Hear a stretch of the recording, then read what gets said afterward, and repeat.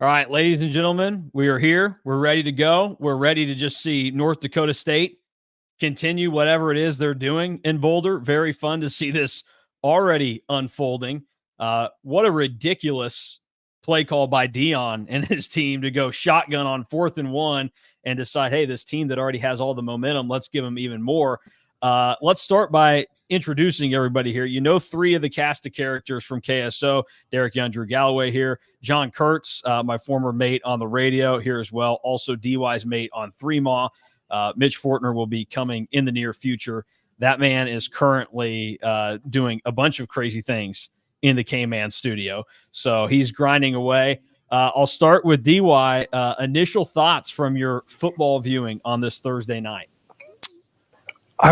I was terrified because I did this a couple months ago. I picked North Dakota State to cover, and then I started to get duped by everybody, I think, in the last week or two because all this Colorado bus. I was like, man, I'm probably on the wrong side. Why did I do that? And now I'm like, okay, maybe I was the only smart one in the room. North Dakota State's getting really good quarterback play, and Colorado, to me, is still just the Travis Hunter show. Drew, what is your biggest takeaway? You've been watching a lot of Rutgers Howard. Howard, by the way, the alma mater of Gus Johnson. I know that because when I was in middle school, I had to do a bunch of where would you want to go to school at? And I think on this little survey that I filled out, it was K-State, obviously.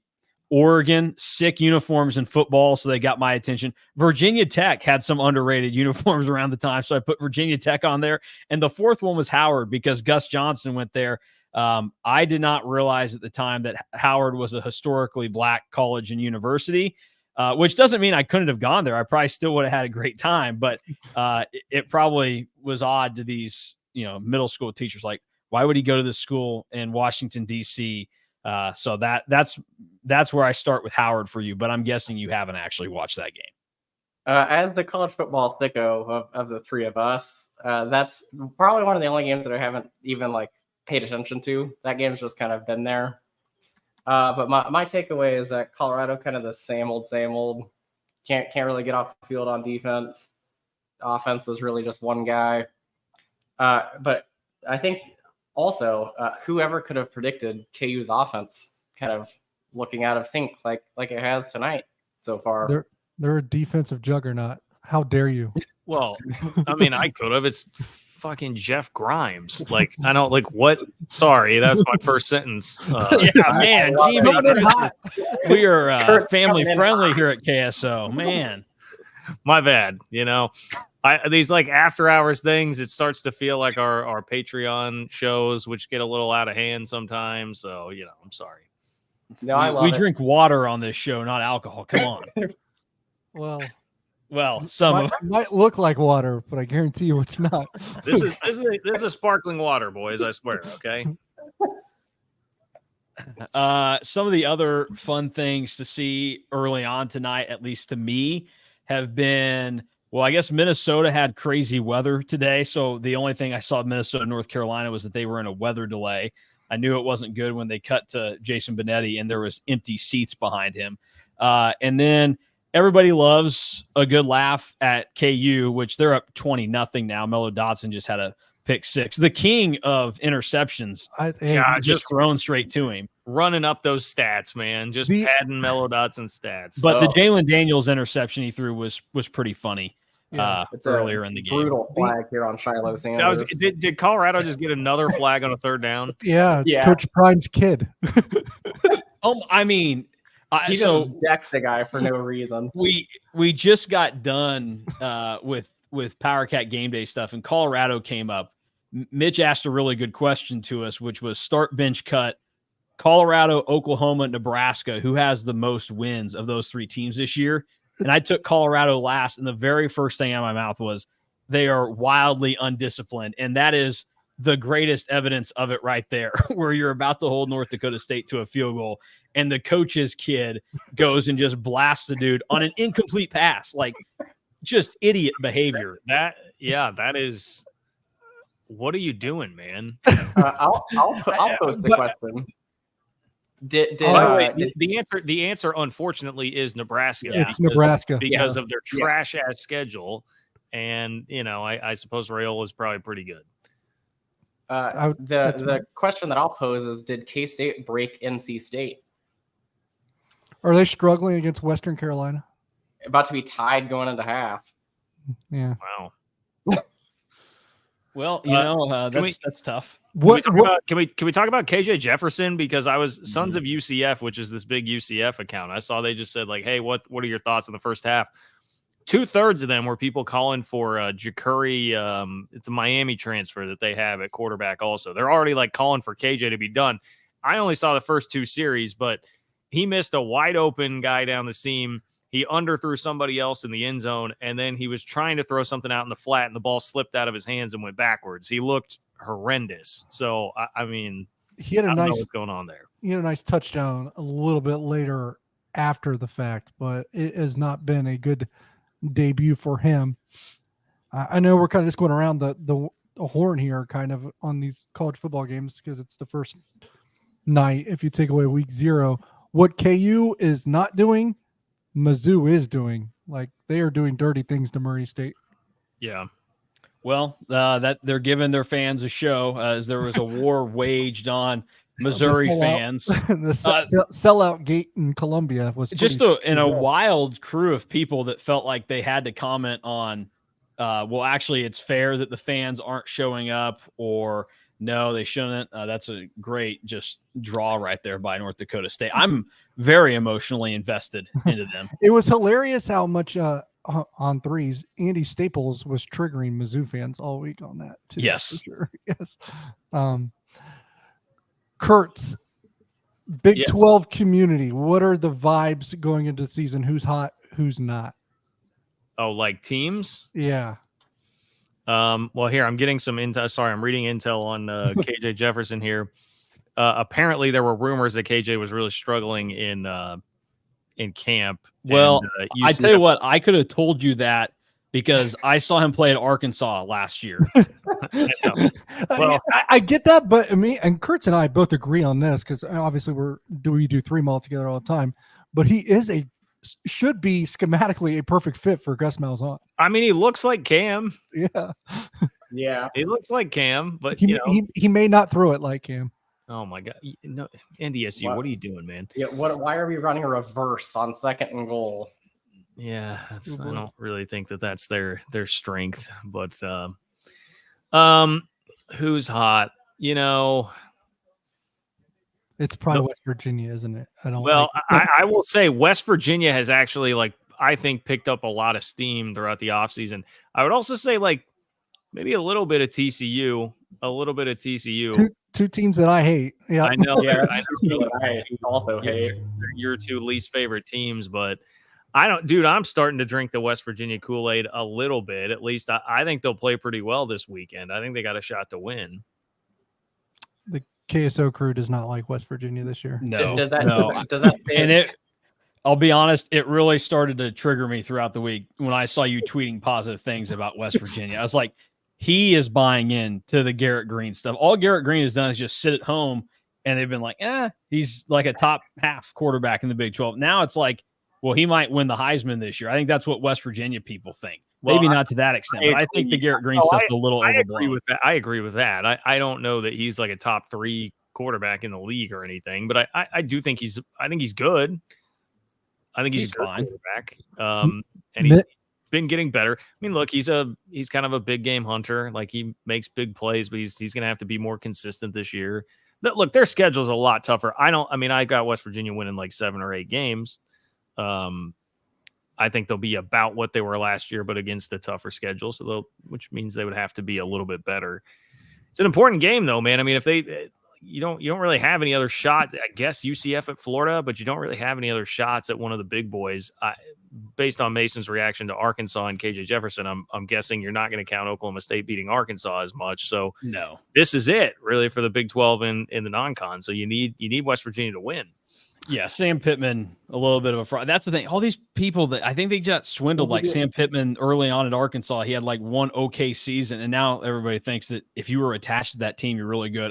One quick thing about NC State and Grayson McCall. This actually has nothing to do with them directly, but Coastal Carolina is up 24-3 in the second quarter on the road at Jacksonville State, where Grayson McCall left, which, by the way, the Coastal quarterback is Ethan Vasco, a KU transfer from a couple of years ago. And I wanted to throw this out there so it didn't get lost in the shuffle. My favorite thing I've seen so far tonight is that poor woman that got trucked on the sideline of the KU Lindenwood game. She just running back full speed right into her. Probably a harder hit than the Charlotte linebacker took against Mike McCoy.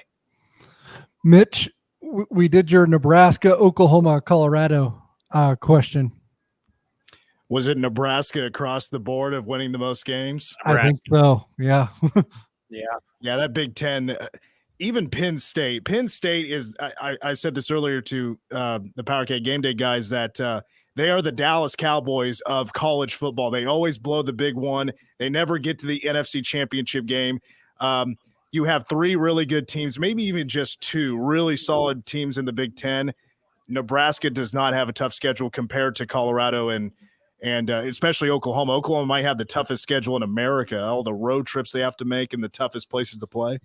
Yeah. And go look at Florida's schedule. Yeah, Florida's really tough. Yeah, Florida's a has-been. Mason, do you see who is whooping the most ass right now out of anybody in the country?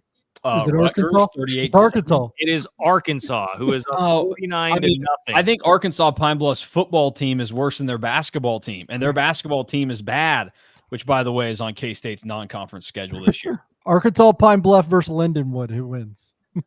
That's probably a great question. Let me go check Bill Connolly's rankings of every college football team of every level and tell you what I find. I saw somebody said that their model had like Emporia State above Lindenwood, and I was like, wait, hold up. Like, It's true. There are D2 schools ahead of Lindenwood. There's a lot of why are we schools. modeling out? I mean, okay, I guess I get. Well, how are we modeling out Emporia State though? Like, they're not FCS. Like, I can understand having an FCS model. Like, are we modeling out Gunnar Gundy, period. Yep. GunnerGundy.com. Look, I'm afraid what that might bring up. Please don't. Emporia State tonight is playing Washburn. Washburn is full of kids that grew up on Highway 24, some of them in trailer parks. I think they could go out there and beat Lindenwood easily. I would take any Mid-East League team now I think against Washburn Lindenwood. I think Washburn was the only one that wasn't modeled ahead of Lindenwood, actually. But most MIAAs were. Yeah, so I'm looking at it right now. There's actually a D3 school that is ahead of a lot of FCS teams in here. North Central out of Illinois. So maybe that's a question for the great Alec Bussey later on tonight. What's he know about North Central? I went to a D3 school and called their football games for a year, but it was not North Central. It was Ohio Northern. The Polar Bears. Yeah, what are the Polar Bears going to be good this year, DY? You got any intel on them? And what's the mascot's name? Kodiak or Klondike, like the Klondike Bark. Klondike? Hands out Klondike bars when we score touchdowns, baby. That's real. Do it. Yeah. They're usually good for a 3rd or 4th place finish, but just because they happen to be in the same conference as Mount Union. I'm looking here. Okay. I wish I could search on this list of Bill Connolly's rankings overall of all these teams, but Ferris State is the highest D2 school.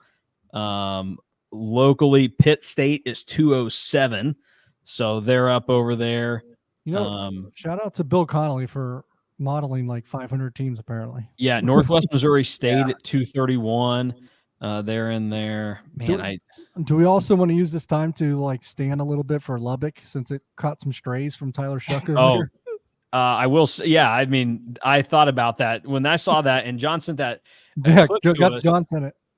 I was like, oh, is he saying, oh, it's not that bad, like Tech fans are overreacting? And then I heard it, and then I was mad. And I was offended. It's just somebody that respects Lubbock, Texas after being there a couple of times. We also feel, being in Manhattan, I think we also feel a little seen at that description. Yes. No, that's definitely a part of it. And Lubbock is, Jesus, did you see that catch? It was out of bounds. What Travis Hunter just did. My God. He's catch it inbounds fraud. Well, that was pretty insane. That was like DeAndre Hopkins. By the way, totally agree with Tyler Shuck. Totally agree. No, listen. I've been to Lubbock. I've been to Lubbock 6 times. It's awesome. It sucks to get there because all but one of I flew once. Every other time it was driving, and it's like a 12-hour drive. It's pretty rough from Manhattan. So okay, well, Tyler Shuck didn't have to drive there. No, I know, but Manhattan, I was going to Kansas. say, but that's the problem. Like people misconstrue being around nothing else and in the middle of nowhere for a crappy town, but that's not. They don't have to go together. It's when you get there, it's pretty big. I mean, there's a lot more to do there than there is in most of the college towns in the Big 12. I'm trying to inventory it now because the league is so new, but there's certainly more to do than Manhattan, Ames, Stillwater, Lawrence, like towns of that ilk because it's so much bigger.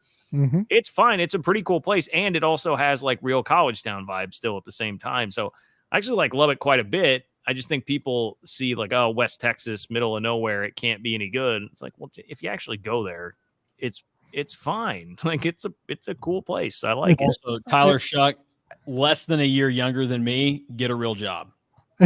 It's in the middle of nowhere, but it's an actual city with still campus vibes. Yep.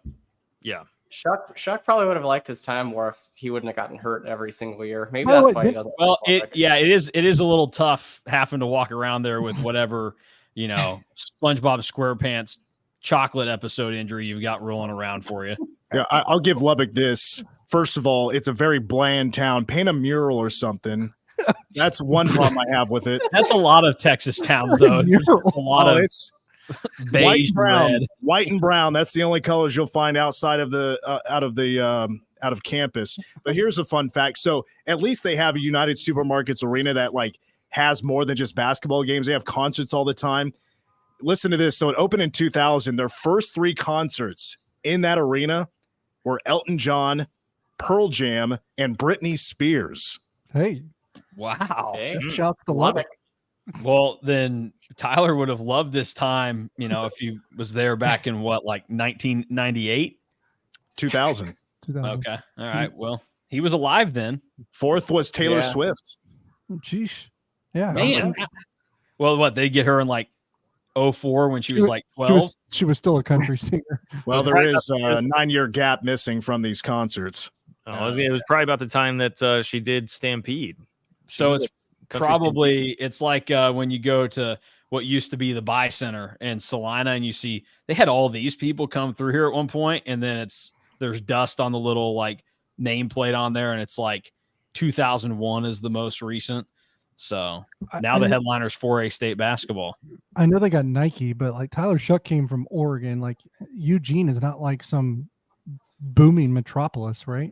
Yeah, but Eugene's gonna have awesome like outdoorsy stuff going on. I mean, it's I have not been there. I've been to Portland. I have not been to Eugene, but I don't know.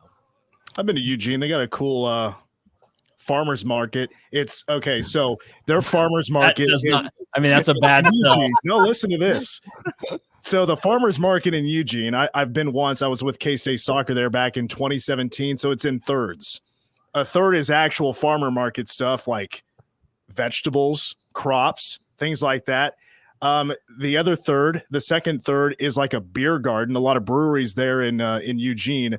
And the third is all of this paraphernalia that you would need to smoke a lot of pot. Fair enough. Oh, that's a ringing endorsement for Eugene, Oregon. Hey, visit Eugene.com. Brought to you by Mitch Fortner. Yeah. I want to throw this out here real quick. I want to ask everybody this question that comes on tonight because everybody should know at this point, even if it sounds harsh, I got a lot of love for him in my heart. One of the questions that was thrown out in KSO for people tonight was over under 2.5 dropped interceptions this season for Marquise Siegel. And then he lists in parentheses, he had 4 last year, which I don't think that's him just counting his deflections. I think he's just like, personal record book. I know he dropped 4 actual interceptions. I am trying to be positive and support Mr. Stonehands and want to call him Mr. Softhands after the season ends. So I'm going to say under there. How optimistic is everybody else that Marquise Siegel has figured out his hand situation? I'll go under too, but I'm a Marquise Siegel fan. Like I'm not jumping off the bus yet. Yeah, I'm also gonna say under. I feel like at some point you just have to catch it. But also, like, what are we calling a drop interception? Like, it would have to be like if he gets both hands on it. Like if it hits two hands, that's a dropped pick. You know, like if he gets one on it and he would have had to have made some insane catch, then that's not a dropped interception. I'll say under. We know what a drop pick looks like. Mitch? I mean, I hope it's under. I mean, anything other than if it's right through his hands and it hits him, right in the forehead. If we just avoid those, I don't mind a few drops as long as he's getting his hands on the football and making a play. I'm I can be pretty lenient with a dropped interception once in a while, but I'll take the under. You're gonna try to catch one like Little Giant style, get stuck right in the helmet. Yeah. Listen, Kadarius Toney just got cut from the Chiefs roster, so we're getting drops out of our lives. And Marquise Siegel is he's not going to drop. He will drop one this year, only one. Yeah. Okay. Well, I mean, I hope that's true. I'm looking forward to seeing what he gives the Cats, and I did call him stone hands to his face at Big 12 Media Day. So you did it in Las Vegas, which I kind of feel like there's some bonding between us. That might be a one-way thing though, because when the players were talking on Monday, I was right there, and I was like, he either like there's some respect there now, or he really like, or he wants to put you in personally driven and hates me at this point in time. So I'm interested in seeing how that works out for him. Mason, I have a question for you. Like Kansas uniforms, not like just generally how they look, but they're so light that like you're starting to see the sweat all over them right now. Like what are we doing? What are we doing with that? This is tough because I'm somebody that I've never been like a huge Adidas guy, but Adidas is kind of in a renaissance right now, I would say, with their apparel. The best thing they did was dropping the word Adidas from their logo. They kind of stocked up the 3-stripe logo a little bit more. It looks good on things. They're making some quality things. Some of their uniforms are going in the right direction, but for like the last 10 years, they've done this really weird stretchy material. And I was talking about it with some guys tonight, and they were like, oh, this is a step in the right direction for Adidas. They were watching the Rutgers game. And then I said, they've taken a step back because the light blue jerseys that they gave KU, you can see every ounce of sweat on there. It's like they're trying to go multicolored with it. It's very bad, not good at all. Plus, we just saw like half a butt hanging out of those football pants that Adidas makes too in the KU game. So Adidas still miles behind Nike in that department. So they want you to know how hard they're playing, so you can see all the sweat equity that they're giving right now. Mitch, I got a question for you. What up, bud? What is your excitement level of getting to announce who is the quarterback once again after last year's hiatus? So I felt goofy even just walking up to Climate and asking, but I was like, brother, last year you said don't announce the quarterbacks because we don't want anybody getting booed. He didn't say that, but I wish he did. You did say brother too. There's no joke. He's like, brother. Hang 10, bro. No, I just went up and asked. I just had to get the clarification. Are we good to go on the quarterbacks? He's like, yes, we're good to go. So no, I'm jacked because, well, actually, he's going to get a pop when I do announce that at quarterback number 2, Avery Johnson. I think who might maybe get a little bit more of a pop is Dylan Edwards when he's announced on kickoff. Oh, because that'll probably be the first one. You're a big, you like to pop the boys. Always. In your time as a PA guy for football, basketball, I think there would probably be some obvious ones. What are your 5 biggest crowd pops you think that you've been able to be the PA guy for? Like specific moments. We know everybody should know the history of Mitch Fortner. His first football PA game was the 2019 game against Oklahoma. So he's been delivering big dubs for K-State for a long time now. Boy, from top 5 before COVID. That's how you know he's been doing it. Well, number one to my heart is when Skylar Thompson came back for the Oklahoma game off injury, and we kind of already knew about it, but nobody leaked it, and or nobody reported on it, I guess. And so I knew it was going to happen. Here he comes, Skylar, and people start cheering a little bit, and I'm like, all right, here we go at quarterback. Number 7, Skylar, and the place goes nuts. It was loud. It was probably the loudest moment of the game. there's a couple of by the way, Fox totally messed that up. They were broadcasting the game and they just went to a graphic of like the cartoon caricature or whatever of Skylar during the broadcast. I'm like, you idiots, you missed a great moment.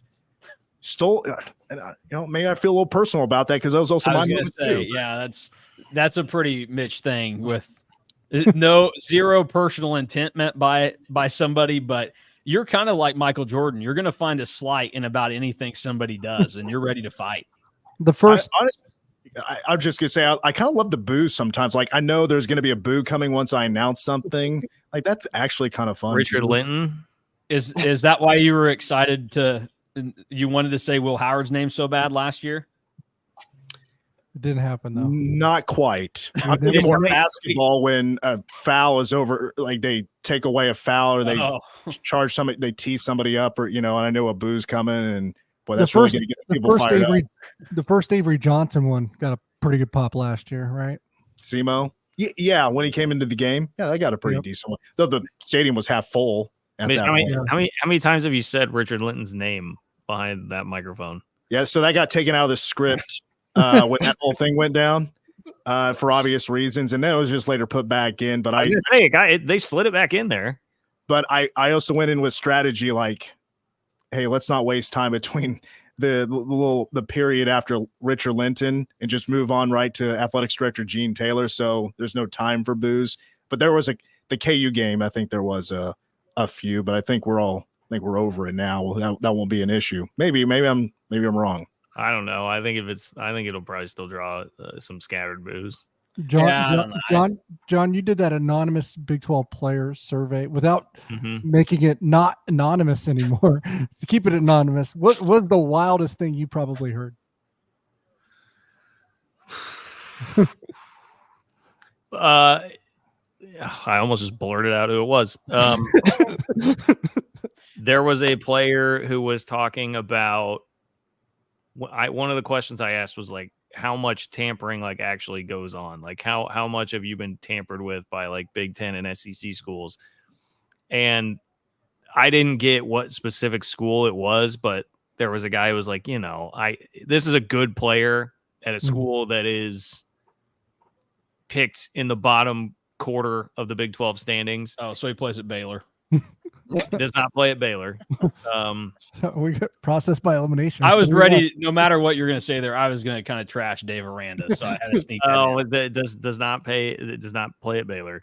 But he was like, yeah, like I would get a lot of texts and stuff, but he was like, dude, some of these people are wild. He was like, man, like I don't trust Twitter DMs and like Elon and how secure all that stuff is. And he was like, this guy, I don't know that he said Elon, but he was like, I don't trust like Twitter DMs, like those could leak or something. You never know. He was like, there's a coach that would just come right in and was giving me the straight up, like, here's how much money we'll give you and whatever, like just straight in the Twitter DMs. And I was like, and so his comment, that was one of the better quotes I had in there that he gave me. Like, his comment was, he was just like, dude, you're an idiot. Like he was like calling the coach, like, you're an idiot. You're going to get fired. I want no part of this. So that was funny. There was, the entire Kansas contingent. I spoke to them all at once.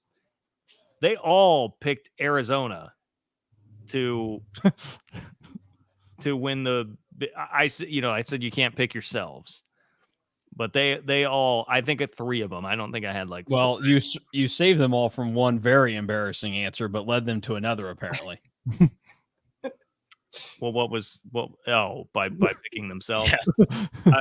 They're about to go up 34-0 here, Mason. Well, then Emporia State would be down by what, 32? I guess, yeah, fair enough. I'm just glad that missed extra point's not going to cost me my first half cover. No, but I think anyway, Arizona. I mean, I did think that was interesting. Arizona won the. They got the most votes. I think they maybe had 6. Oh gosh. Oh well, yeah. Okay, another thing. Now it's not because of the coach. I can tell you that, and it's nothing again. I like Gus Malzahn. I feel like that's a guy that Mason probably is not going to like. I like Gus Malzahn. Okay, I like Gus Malzahn a lot. I asked, what coach would you want to play for most?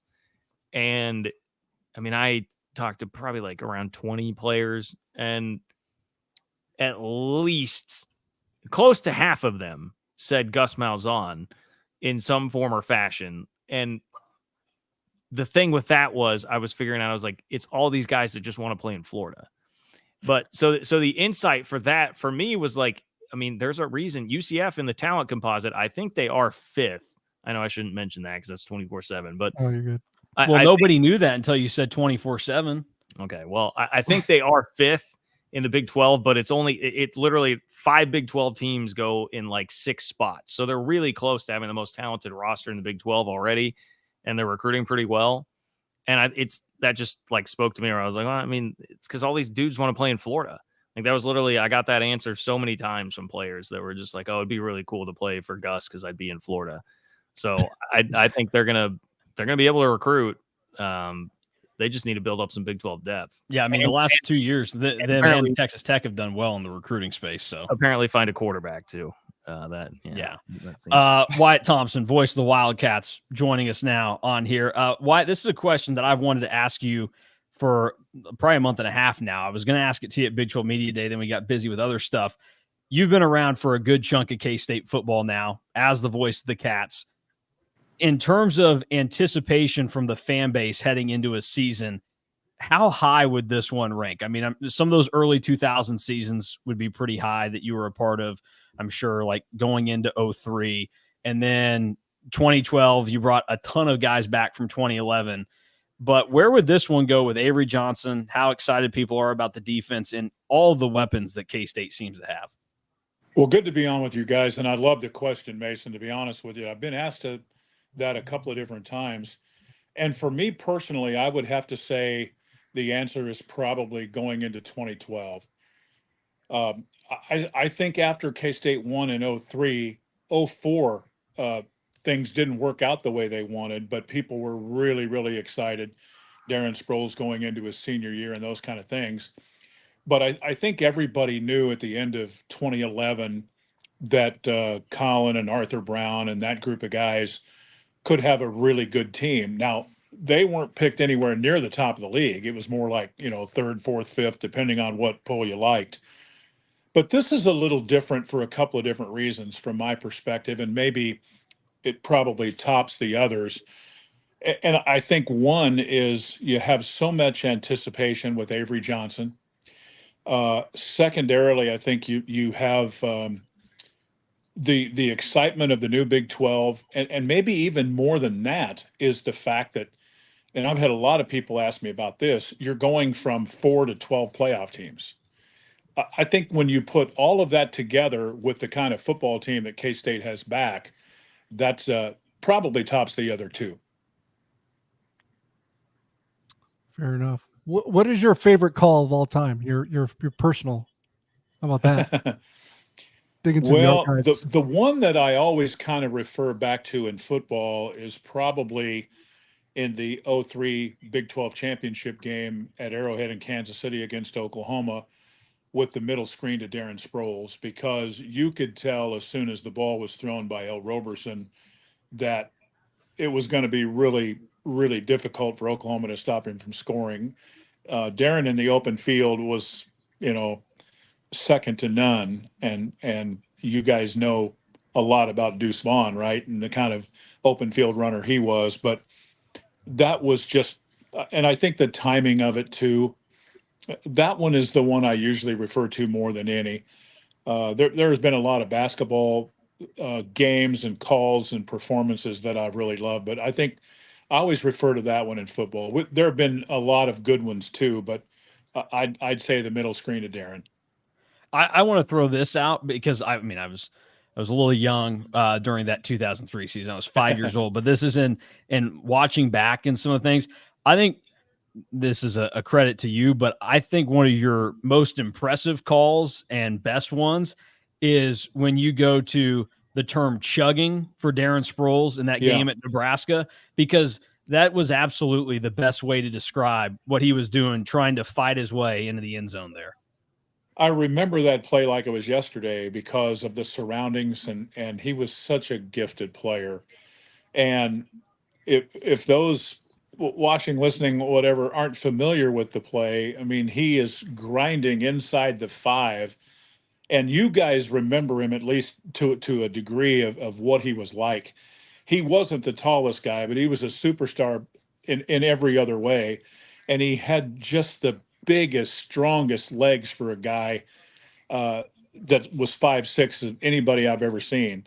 And he is literally, and that's what came to mind, chugging towards the end zone and giving it everything he had. And he got there. I mean, it was just a spectacular play. When Darren came back a few years ago for the Power Cat auction in the springtime, I saw him on the concourse of Bramlage. This was before the Shamrock Zone. And he was walking towards me, and I said, my favorite Wildcat of all time. And we got to talking, and I said, you were also the most frustrating for me. And he looked at me so strangely, and he said, why? And I said, because you could make 2 or 3 moves while I'm describing the first one. And I think, to me, that's about as good a compliment as the guy could get. I loved everything about him as a person and clearly as a player. I thought you were going to say, he turned around and said, is that Mitch Fortner? Because I know Mitch is my biggest fan. It's an interesting point too, right? Similar bodies, not the same skill set, probably. I don't know. Is that the right answer, Kurtz? Well, that's pretty good, right? Mitch, I don't know if you know this, but at one point, Mitch walked under BJ Finney's legs, or not BJ Finney, Cody Whitehair's legs, and sacked Curry Sexton when he was at Clay Center. So probably just as good of a football player based on what he's told us.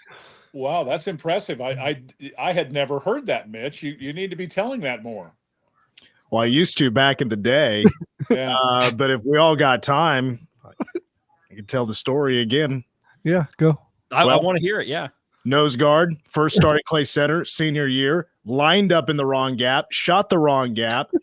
It was because Cody Whitehair is playing left tackle. I'm a nose guard. I got the A gaps here, and I don't think he was expecting it, and I was just kind of left unblocked. Although we touched, but it wasn't like he put his hands on me. And then Curry drops back. He's right there, and I dumped him. Which, by the way, anytime we talked to Curry Sexton, he had no memory of that happening. I'm sure that's probably true. No, I've known Curry pretty much most of his life, and I would deny that too. I would think. Yeah.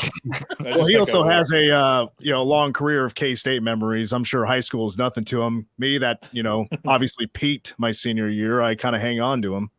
Mitch's claim to fame is sacking Curry Sexton. Mine is getting dunked on by Bill Walker. So, whatever. Really? Bill Walker, huh? I had to play against Bill Walker and OJ Mayo in the same game because obviously they were high school teammates. It didn't go well. We lost it by about 40. Yeah. A real man would have taken a charge. I remember back in the day when Bill was coming to K-State, I first saw him. I said to Coach Huggins, I said, oh my goodness. And he just chuckled and he said, you should have seen him before he hurt his knee. Wow. He was such an explosive guy. And man, that was a special time in K-State basketball from my time anyway. Well, I have a funny story because when I went to Claude County, Wyatt, you'll remember these names. And I think I've told John this story before, but I used to play pickup basketball with Amari Lawrence and Freddie Espria. Oh yeah. And Freddie, I mean, if you knew anything about his play, he played basketball like an unwrapped mummy, just a terrible athlete. And I don't know how he ended up at K-State, but when he transferred in, Frank Martin would send the players to Cloud County for, I guess, their sit-out year or whatever. So I'd play pickup basketball. He swatted me. I put a floater up from the free throw line. He was underneath the basket. He swatted me, and it just right back in my face, and I had a black eye for a week. Wow. You know what, Fred, they're different players, but when you said Freddie, one of the guys that comes to mind, there's a little story here too. You guys remember Nino Williams, I'm sure, right? Yeah. One of the great quotes that I ever heard from Bruce Weber was in describing Nino, he said something to this effect. I'll say this is paraphrasing and not quoting, but he said, we know 2 things are going to happen. He's either going to get hurt or he's going to hurt somebody. I think that's Freddie Espria to a degree, don't you think? Yeah. I believe that's so, yeah. Man, I still remember one time when back in the day when I was just starting to cover the team. So I probably would have been like that 10, 11. Was either 10, 11 or was that 11, 12? I forget. Freddie was there 10, 11. I think maybe because I think he started the game against Duke in Sprint Center. Well, I mean, he was wild to look back on. Like that was a big poll at the time. Like there was hype around him. But Frank used to make us wait literally like 2 hours. Like, I don't, I mean, that could be a whole other topic, but there were literally times where we would sit there for, it was like, I feel like Austin Meek was maybe still around there. Cassidy was definitely around. Cole was around, and we would just some legendary figures is what you're saying. Yeah. We would just wait and wait and wait in the media room, either the one that's the closet or the I guess the other closet. I don't know. Those are both closets. Right? Yeah, I know. And one time we're just sitting there waiting, and you would hear some of practice sometimes. A lot of times it was just like that they would be practicing. And man, there was one time like Frank just lit Freddie Espria up just like a Christmas tree, dude. And I remember him walking off, and then I think it was Curtis Kelly that we like interviewed after that, and somebody kind of said something to him like, is he going to be okay? And I just remember Curtis Kelly just kind of be like, dude, I don't know. Just because Espria just got destroyed by Frank. And then eventually they stopped. Frank got it moved so that we couldn't hear things like that happening. I don't remember if it was specifically because of that. But the other thing on that note that I remember was, I will never forget, man, Shane Southwell, such a great dude. And like, I love him. And it's amazing to see where he's at right now, because like when he was first at K-State, not just under Frank, but even that first year under Bruce, the year that they won the Big 12 championship, we were waiting in the new practice facility. It was new at that point in time. And we're like waiting in the little, I think we were actually on the court. They didn't have us like in the kind of holding tank behind it. We were like actually on the court, and it was like the end of practice, and Shane Southwell like rolled his eyes at Bruce when they were going to huddle up at the end of it or something, and Bruce just threw him out. It was the most I've ever seen Bruce yell. Bruce just exploded on Shane Southwell and threw him out of practice the year that they won the Big 12. And Shane just like pouted and walked off. And then after that, we were pushed back, I think, behind the doors, and no longer allowed in there. It was literally the very end of practice. They're just huddled up, and Bruce is talking about to send them away, and Shane Southwell found a way to get kicked out of practice at that point. Wyatt, you're allowed to stay as long as you want. We're not going to kick you out, but I told you could be out after 15 minutes. So the question I was going to ask you here that you could get out on if you wanted, you were just doing Hall of Fame stuff tonight, new crop of K-Staters going into the Athletics Hall of Fame. What can you tell everybody about some of the members going? Because it's a pretty loaded class this year with a lot of good cats that are going to get remembered and recognized on Saturday. That event tonight was on the 4th floor at the West Stadium Center, and it was just kind of a welcome to the weekend for the Hall of Fame people. And boy, I saw just so many really, really neat K-Staters there. But if I'm being honest, I think probably the highlight of the night for me was catching up a little bit with one of my favorite guys, and that's Nick Leckie. I don't know if you guys remember Nick at all, but just a terrific guy. I think in my early days, 2002, 2003 here, for whatever reason, I really, really kind of hit it off with Nick Leckie and Ryan Lilja, and those guys are very dear friends. And it was good talking to he and his wife, and there are many others. But then you're right, this is a really good class. Jacob Pullen, of course, comes to mind right off too, K-State's all-time leading scorer. Now, Jacob wasn't there tonight. He is flying in as we speak. Probably will get into Manhattan somewhere around 9:15 or 9:30, but I'm so excited for him. You've got, the two football guys with Leckie and then Kevin Locket. I mean, I had a couple of people say to me tonight, I was surprised that Kevin wasn't in before now. I couldn't argue with that, right? I mean, that's absolutely probably as accurate as you can be. But I think some of the others, I work at K-State Athletics and have for many years, and I have had such a great honor of meeting so many wonderful benefactors too. And, Carl and Mary Ice, think about where K-State would be without those two, and what they've done. So it is a special class. And I think it kicks off such a great weekend. We going back to what we said before, people are so pumped up about this team and what they hope to see. And I really think this is a good team, but I do think, and I'm being honest here, I don't think they're a finished product yet. And I think they're going to get better. That's the exciting part. There's so many good young players. You guys know, you cover these guys. Mm-hmm. So excited to see some of those young people out there for the first time in a couple of nights. I'm far from the K-State historian, but someone saw that Jacob Pullman was going to be in town. I was like, yeah, he's getting inducted into the K-State Sports Hall of Fame. And then I kind of rattled off the names that were going in. Yeah. And Kevin Locket being one of those. And the next response was, how is Kevin Locket not in already? Yeah, for sure. And I got asked in an interview today that I did with the Animal in Tulsa if there was a Locket on the team every year I've been here. And I think that's kind of the perception. The answer is no. But if you think about, Kevin and Aaron, they were both before my time, but I respect so much of, what they did for K-State in Coach Snyder's early days. But then I remember telling Matt Walters that Tyler was going to start as a freshman, and he said, "You're crazy." And I said, "Well, that may be true, but he's going to be starting." and so proud of him. I just read today, this is year 10 in the NFL for him. Can you believe that, fellas? That's just remarkable. Great hands, great route runner, wonderful individual. And now Sterling, you guys know this.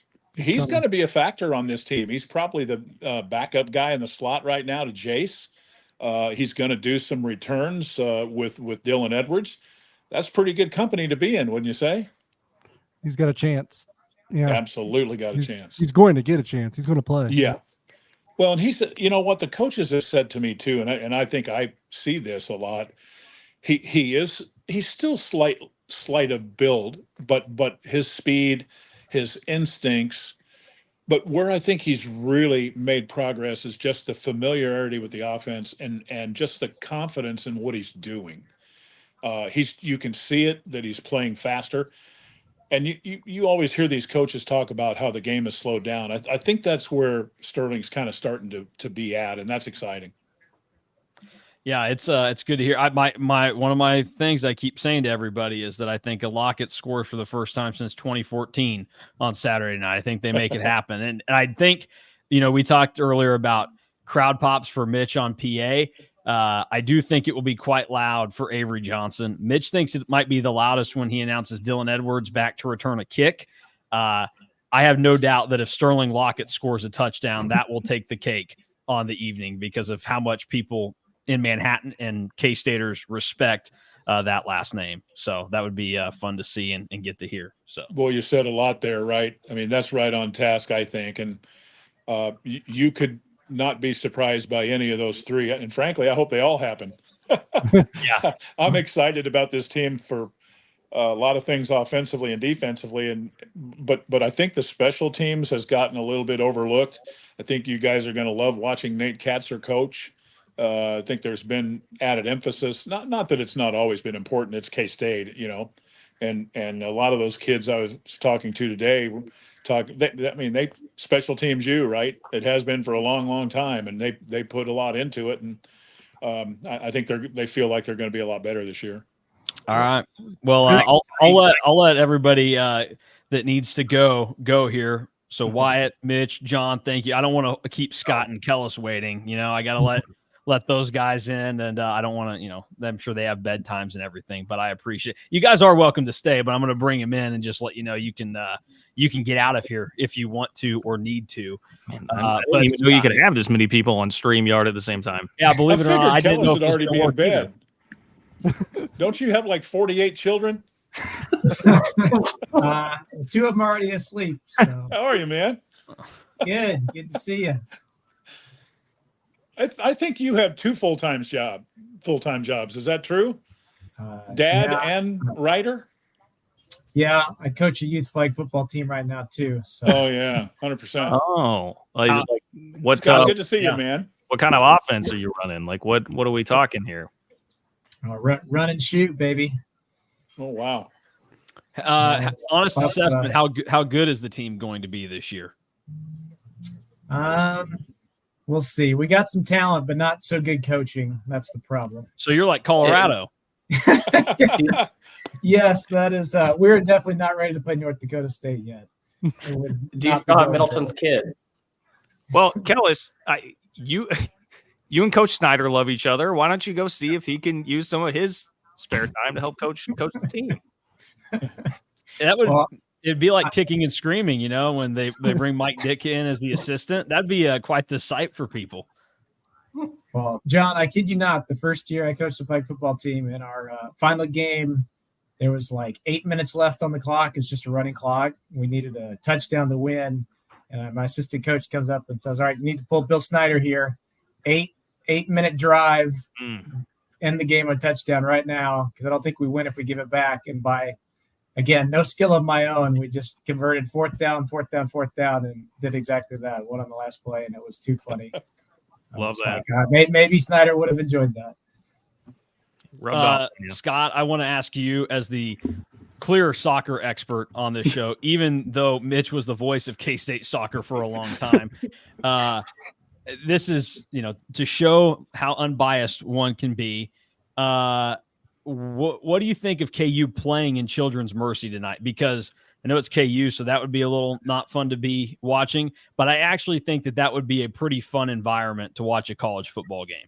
Well, first I thought you were going to ask me about Mike DeBeanie's big 6-1 win today. Well, it was big, and that was talked about already with Mitch. Well, not on here, but it was brought up earlier. So, so that was a big win. What'd you say, Drew? Oh, I said I like the clarification. Not on here.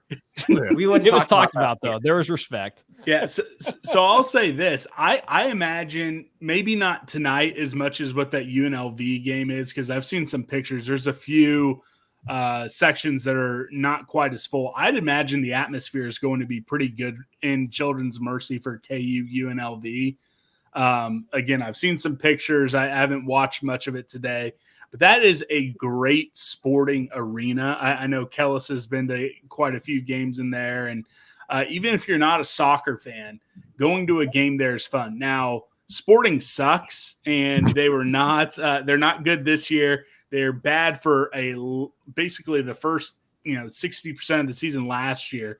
But when they're good, and if they have a playoff game, or if they have a U.S. Open Cup final there, or I think the U.S. men's national team is playing Canada, I think maybe next weekend. I can't remember. But those atmospheres in that stadium is second to none when you're talking about soccer in America. Fire Peter Vermes. That's all I know. Let's not forget K-State played their spring game there once. I was going to say, is no one even that press box is amazing. I've thought that. I will tell you guys. I'll jump in here and I'll go after this. I'm going to jump on and watch a little Tulane here, but enjoyed very much calling that spring football game at Sporting. The sight line and just the outlay of the facility, the people and the work that they put in to do that for us was really, really great. Couldn't say enough about them. I know nothing about Sporting soccer, but I love the facility and love the experience totally. So, hey, good to be on with you guys. Go Cats. We'll see you Saturday. Thanks, Wyatt. See you, Wyatt. And Mason, the only thing I'm going to say is Sporting Kansas City is in the U.S. Open Cup final out in Los Angeles later in September. So it is now a one-game season. If they bring home some hardware, that's a great season. I'll be honest. To me, we're not firing them yet. I'm a soccer casual in the way of, if you get me in the stadium, I'm bought in. But I'm only going to know the bare minimum on the outside. And typically my soccer kind of thought process is I want to know enough to say that the coach or, GM should be fired, which is why I had zero stakes in Team USA. When the men are playing, it's like awesome if they win. That's good for America. If they lose, I can go be You're always on Twitter and lose. I see fire Twitter. Fire you Greg. Want them to lose. Yeah, I do. It's more fun to see Team USA lose in soccer than you need to have KSO show sponsor Aer Lingus, get you guys over there a little early so you can then hop across to England for a EPL game. Well, so that way you can have a transatlantic flight with Aer Lingus, cats2ireland.com. Well, Scott, I'm glad you bring that up, because you can join your Wildcats in Ireland as they kick off the 2025 football season against Iowa State in the Aer Lingus College Football Classic. Game tickets can be secured now through a travel or hospitality package. All-inclusive travel packages include premium game tickets, luxury hotel accommodations, an exclusive K-State welcome experience, and more. Game day hospitality packages include premium in-stadium hospitality with food and drinks and premium game tickets. Don't miss out on the trip of a lifetime that will not involve soccer. Book your package now at cats2ireland.com. That's cats2ireland.com. So thank you, Scott. Thank you. Mason just made $20. Yeah. Hey, I'm good with it. In a seamless transition, Kellis, what are the vibes on KU and Jalen Daniels right now? Well, he's still standing after the first half. So, I mean, I think pretty good. Are you sure? Because Cole Ballard is in the game at quarterback right now with 13:40 to play in the third quarter. Well, I mean, I saw him take one hit. I saw him take one hit. I'm sure Lance Leipold said that's more than enough. Wrap him in bubble wrap. Immediately a dart to Lawrence Arnold for like 25 yards. So, quarterback controversy? I'm watching best quarterback in the Big 12, Cam Rising, right now. I don't know what you guys are watching. The touchdown pass that he threw to go up 14-0 was hilarious, mainly because his running back trying to block for him just decided to jump like straight up in the air and like just flying kick the Southern Utah defender. That was quite funny. The shot that they had from the back, like the back angle of that, looked very funny. Mason, I've got to slip this in here. When we were talking about the spring game being at Sporting, don't you remember? The one thing I remember about that is I was ecstatic to see Alex Delton for the first time. My guy. That I figured you would be all over that, because that was when we all got to see Alex Delton for the first time. Oh gosh, Cole Manbeck was supposed to be later in the day, but he felt like he was missing out on the fun. Begging to come on early. Yeah, he was just begging to get in here. Here's what I will say. Number one, you'll never catch me at a spring game. Just the most vile things on planet Earth. Waste of time, fake football, not necessary. Whatever you want to say, no, not at all. Can't stand them. So yeah, no, I was not at that spring game. I have no recollection of it being there. I know it happened, but yes, Alex Delton, Hayes Hurler, one of the best quarterbacks of my lifetime. He's probably in like the top 30 of K-State quarterbacks since 1998. Okay. He was one of the quarterbacks of our lifetime. Yeah, he's one of them. Speaking of spring games, I'll ask all you football big brains out there, do you endorse Chris Kleiman's idea to get rid of spring football and add summer OTAs instead? I think it's fine. Yeah, I would say that's a good idea in conjunction with removing the spring portal window, actually. I think those two go Is hand the in spring hand. one the one they're getting rid of, or the winter one? Spring. So, I mean, that wouldn't really affect anything. I mean, because if the winter window, you'd still be in for spring ball. Yeah. I just feel like the entire sport has changed so much. I don't, I used to enjoy the spring game back in the day. I just really haven't thought about it much at all since it's been gone, since Kleiman's kind of done away with it. So I don't really miss it. I don't know do a lot of people, are there strong, I haven't followed this. Are there strong opinions on the other side? Do people get really mad that it's not happening? There's like three people who I think it's a minority, but it's the same people that are mad that you can't use cash at the stadium this year. It's an excuse to tailgate. That's what it is. And we'll get some friends and learn how to drink a beer not at a football game. Yeah, drink a beer at Manhattan Brewing Company, right down there on Points Avenue. do you have Best brewery in the city. do you have your ad read ready, just like Mason? Yeah. Well, no, because here's a spoiler. Jake just trusts me to say whatever I want. I don't know if that's a good or bad thing, but they're still rocking with me. So also, Scott's a no free ads guy. So hashtag no free ads, but Kellis's hat, Manhattan Brewing Company and Bullet Bourbon. Get a fist bump of bourbon. Instead of drinking Bullet, you could drink Ben Holiday bottled in bond bourbon from our great friends. Send me some. Mason, that's what I want my NIL deal here to be. Are we Ben Holiday. Should we have a Charlie Hustle versus home field battle now too? we could have one of those. I have a home field shirt on, by the way. Okay. Go There Bison. you go. Cole wanted in so badly, and now he looks checked out on his couch. What the hell just happened in the North Dakota State game? Did you guys He's see watching- that? So I don't have that playmakers. on, but when is PJ Fleck going to get fired? Are they losing? Yeah. Oh my God, They've these looked Colorado bad. crowd shots. Colorado just threw a pick in the end zone, but it got deflected or something. Yeah, it hit off Hit the a North guy's Dakota State leg. guy got pulled to the ground, and it hit off his leg. So Shadur was throwing a ball in the dirt, basically, at the goal line, and the North Dakota State player's leg was there, and it turned into a pick for the Bison. Oh my God, That was like the Nebraska touchdown against Missouri, right? The Davison dive. that is Matt Davidson. Yeah, Wow. that was off the foot in the end zone. That was the Nebraska touchdown against Mizzou. Matt Davidson, the I got- guy that used to play for the White Sox and crush the Royals. No, I got a nice multi Straight off of the cap. NC State still struggling and Colorado struggling. So I'm gonna get us back on track here. Oh God, that Pop-Tarts Bowl doesn't have merit now. NC State's going down to Western Carolina. Yeah.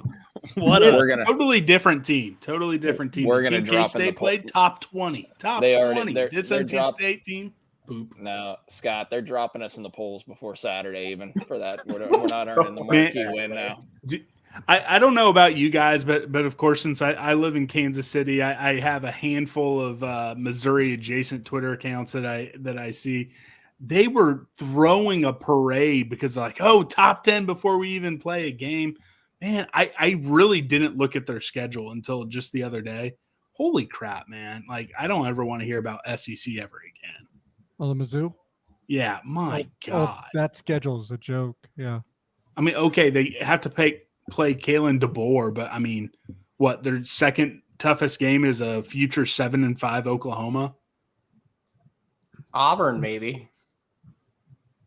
So No. Talking K-State football here, or is this just like No, Kellis, you get to But crap not on just any this. team that you want right now. That's any team, Okay, any okay, conference. I'll bring K-State back into the equation, Kellis. Of the 8 of us in here, I think you have K-State with the worst record. Oh yeah, he's the biggest hater. This is a good question. So this is your time to defend yourself. Actually, What do I you- think you have the same record as John. And What do you have, Matt Kellis? 4-8, 3-9. 9-3 is my prediction. Huh. I think John has them at 9-3 too, to be quite honest, right? K-State. Yeah. Yeah. 2 peas in a pod. Tell us, why can't you be as optimistic as your KU beat writing counterpart at the Star and Eagle? Oh boy, yeah, that guy, boy, he blows some sunshine, man. He's Well, let me say, when I go through the schedule, I mean, you can definitely see 11 or 12 wins. The ceiling is as high as I've ever seen it with this team. I really do agree with that. But, I mean, every year stuff happens. People get injured. A blizzard rolls into town. Iowa State scores 42 points. You can't predict this stuff. Nothing goes perfectly. Every single year, Kansas State has lost. The Kleiman has been coached. They've lost at least one game as a favorite. They lost 3 last year. I just don't see everything going perfectly with a sophomore quarterback, a rookie OC. You're trying to replace the best offensive lineman in school history, the best tight end in school history. It's just I think it's going to be harder than some people think. If everything goes smoothly, then yeah, we'll be sitting here doing this before the CFP playoff in a few months. But I think it's more All I heard realistic was to Hell say. was a big hater. No, I mean, I think he has good arguments. But it's Well, But this is the I mean, second look, the biggest team's hater gonna be in good. this The group. team's going to be really good, but I with 9 or 10, I think that's the question. it's good arguments, but I will just say against a convenient schedule, though, I would say. No, it's there. I have them at least slim favorites in every game. I think 5. I I mean, I'll be honest. I think 5 games are losable. I just think they can go at least 3-2 in those 5. Cole, who's more optimistic about the K-State record this year, you or Brody? Well, he's sitting right by me right now. We know. Who's more optimistic about the K-State season, you or me? Does he know what that word means? What do you have K-State's record at? 12-1. 12-1. Oh, are we gonna lose? Not the Big even 12 national title? champs, though. Well, 12-1 with the Big 12 championship, and Yeah. then going to the playoff. Yeah. Yeah. What do you think about John Kurtz's 9-3 prediction, Brody? Oh, well, That is horrible. Yeah. And Agreed, I have Brody. something to say about that, John. Brody, I already heard. One of the worst predictions. All right, we Cut him off after he gotta said that. cut the mic. We gotta cut. The You don't have to cut him off. That way, come on. That would have been great podcast if you let that go. Okay. Oh, Yeah. Brody dropping F-bomb. He We was need him not- to get his own window here. All right, come back here. He was going to say one of the worst predictions. Is that what you're going to say? No, why did you have Oklahoma State winning the Big 12 championship and us going 9-3, not even going to the playoffs? Well, Oh, it's because I have Ollie Oklahoma State Gordon's winning really the Big 12 good. They've got their entire offensive line back. I like their receiving core a little bit better. 2 all Big 12 linebackers. We have a rebuttal. That locked him up there, buckled the knees. Do you have a rebuttal to that? Like, what do you say back to counter that? That you beat Oklahoma State 42-0 on your dynasty? Yeah, and I didn't even play. Yeah, John, he didn't even have to play the game. They're so trash that he simulated it. Yeah, didn't have to. Yeah, it wasn't a big enough game to play. I get it. I know. Didn't even warrant it. All right. Yeah. All right. Well, all right. K-State 12-1, Big 12 champs. We'll Well- see everybody in Dallas. Okay. We'll go around the horn here. I'll start with Kellis. What is your biggest hot take this year? Put you on the spot to go first, right? Yeah. My biggest hot take. It can be K-State or Big 12. K-State or Big 12. Start with somebody else. I don't got one yet. All right. Mason, you got hot takes burning all the time. Yeah, they come out of every orifice of my body. Boy, what is the one that is burning the brightest and the hottest right now? Man, I'm looking at my list here. I put together just a quick little list I was writing up tonight about teams that I liked and hated. I think for me, probably my biggest Big 12 hot take, but I don't even know it wasn't a hot take until a couple of weeks ago when everybody jumped on this West Virginia thing. But like, I think Neil Brown, if Ren Baker is smart, has probably fired Neil Brown by the K-State game or just after it. Like their schedule could be really tough. And I just think giving him the keys to the castle after, in year 5 last year, finally one good year. And I just don't see it this year. I think they could be in a lot of trouble by the time that game comes around. So that's the one that I've started to come around to is that number one, I'm a West Virginia hater. Like I think they could be 6-6 maybe, but that should probably be where their ceiling and everything is at. So I don't know. I don't like West Virginia. I'm a big hater there. I don't know. The hot takes will develop a lot more when we get into the season and I get to update the fraud watch for everybody, which by the way, just a quick reminder, preseason fraud watch rankings. This is where we stand in the Big 12 going into the year. Mason was ready. He had that ready to go. Yeah, it's been saved on my desktop. That way I can remember who I put where, and then I can update it after week 1. But there you go. Fraud warning, Deion Sanders, Dave Aranda. I have nothing personal against Dave Aranda. Really have nothing personal against Deion Sanders, but it feels more personal. I just hate both of them for whatever reason. Nothing personal. I just hate you. Okay. Yeah. Sonny Dykes. Shocking to have Kalani Sitake in that instead of on watch. Yeah. So here's the deal. You're just saying that Kalani said you don't have high expectations for him at all. Correct. Yeah. He's in a group that some of the guys, it's too early.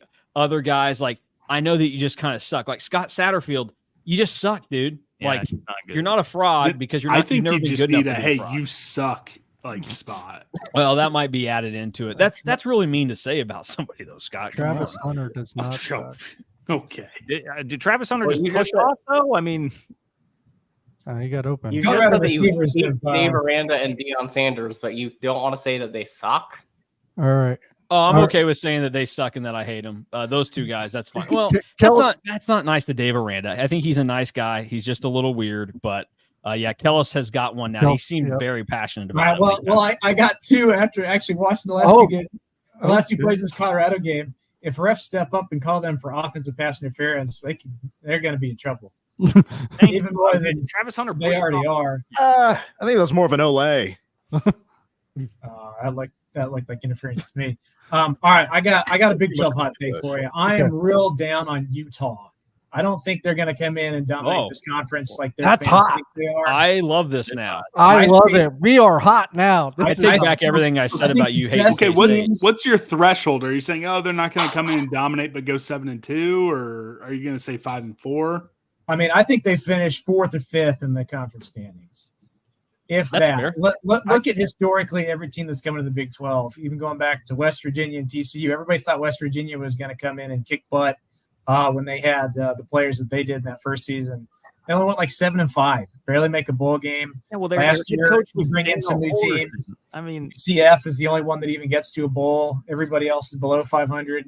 Houston comes to Kansas State last season and gets shut out. Can't even score a point. I think it's just hard to go from any conference to the Big 12. By the way, Utah doesn't strike me. I know people say they're going to come in and they're the one. They're going to be the exception here. I don't think so. I think K-State's better. I think Oklahoma State's better. I think Kansas is better. I think this conference runs through the old Big 8. Not the He's got Wildcats getting excited about hearing that. He's got Big 8 running through. Well, Kellis loves Iowa State, so I don't know why you didn't mention them. Yeah. So. Well, them too. I'm not that hot, but I don't have Utah making it to Arlington, so I'm kind of with you. I mean, I would pick them behind all four of them. I would say Iowa State's better than Utah too. Mitch, you got a hot take? Oh boy, I got a hot take. I told this to Scott Wildcat on his show. I did the first Blitz week or Blitz interview. Blitz month, man. It goes Blitz month, full 30 days, baby. Don't sell it 20 days short. Come on. This will be the last season for Mike Gundy at Oklahoma State, and here's why. Because he gets beat 42-0 by the Cats in Manhattan at the end of September. Too hot in here.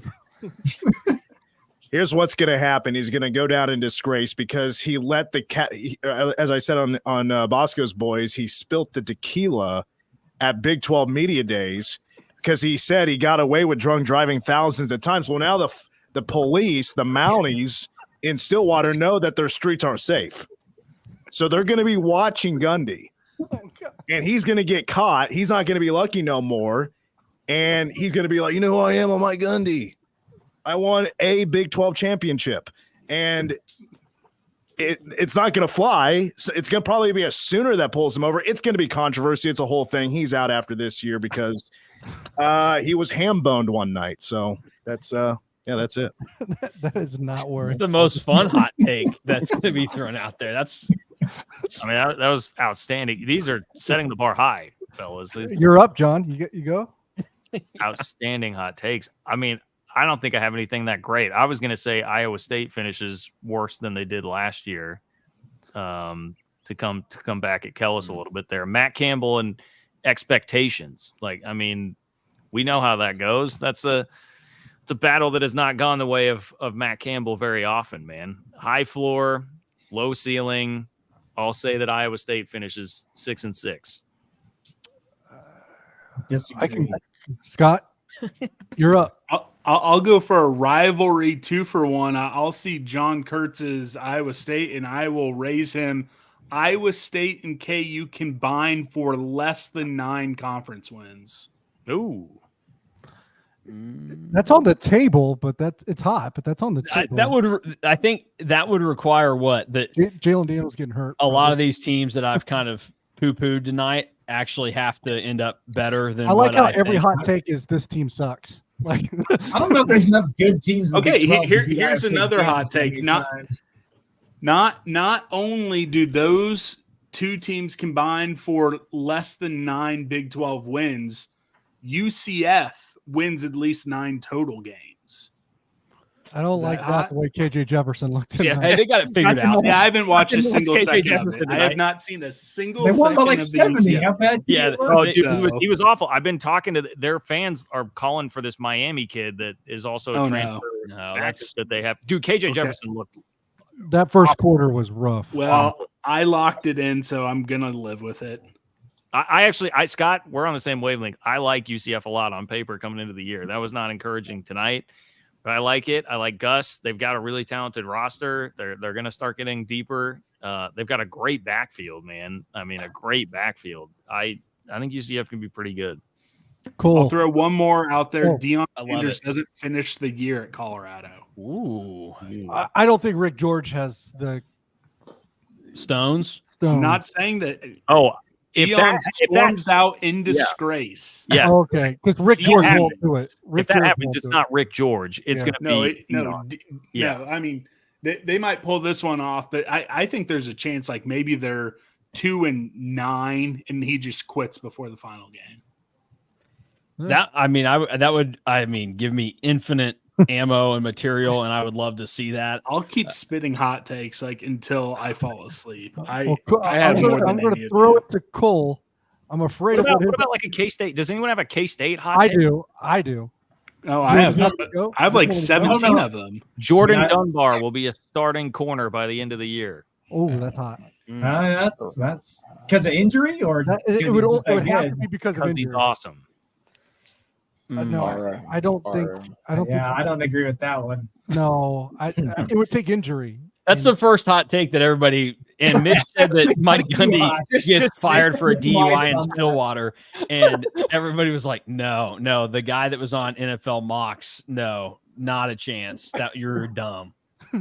Yeah, John got canceled there more than Mitch did for his Gundy take. I'll say mine because I have a K-State one. Aside from Avery Johnson, obviously, because I think he's going to lead the offense in total touchdowns because he gets to throw him and run him in. I think it's Dylan Edwards after that. I think Dylan Edwards has more touchdowns than DJ Giddens, Keegan Johnson, etc. Okay, actually, Dylan I feel good. Top 5 in touchdowns. I feel good about coming out with a K-State hot take right now. I hope this is a safe space to share this. Safe space? I don't know. I mean, I think we are definitely a safe space after Mitch's Mike Gundy thing. So, I don't buy the Keegan Johnson hype and love until I see it for like 7 games on the field. I mean, was he not good last year? Did you not see it last year? I don't think that's a hot take. He was okay and pretty solid against Texas, and he made 2 catches against KU that were very helpful. But stay on the field, and I don't know that I've seen the potential to actually make big plays.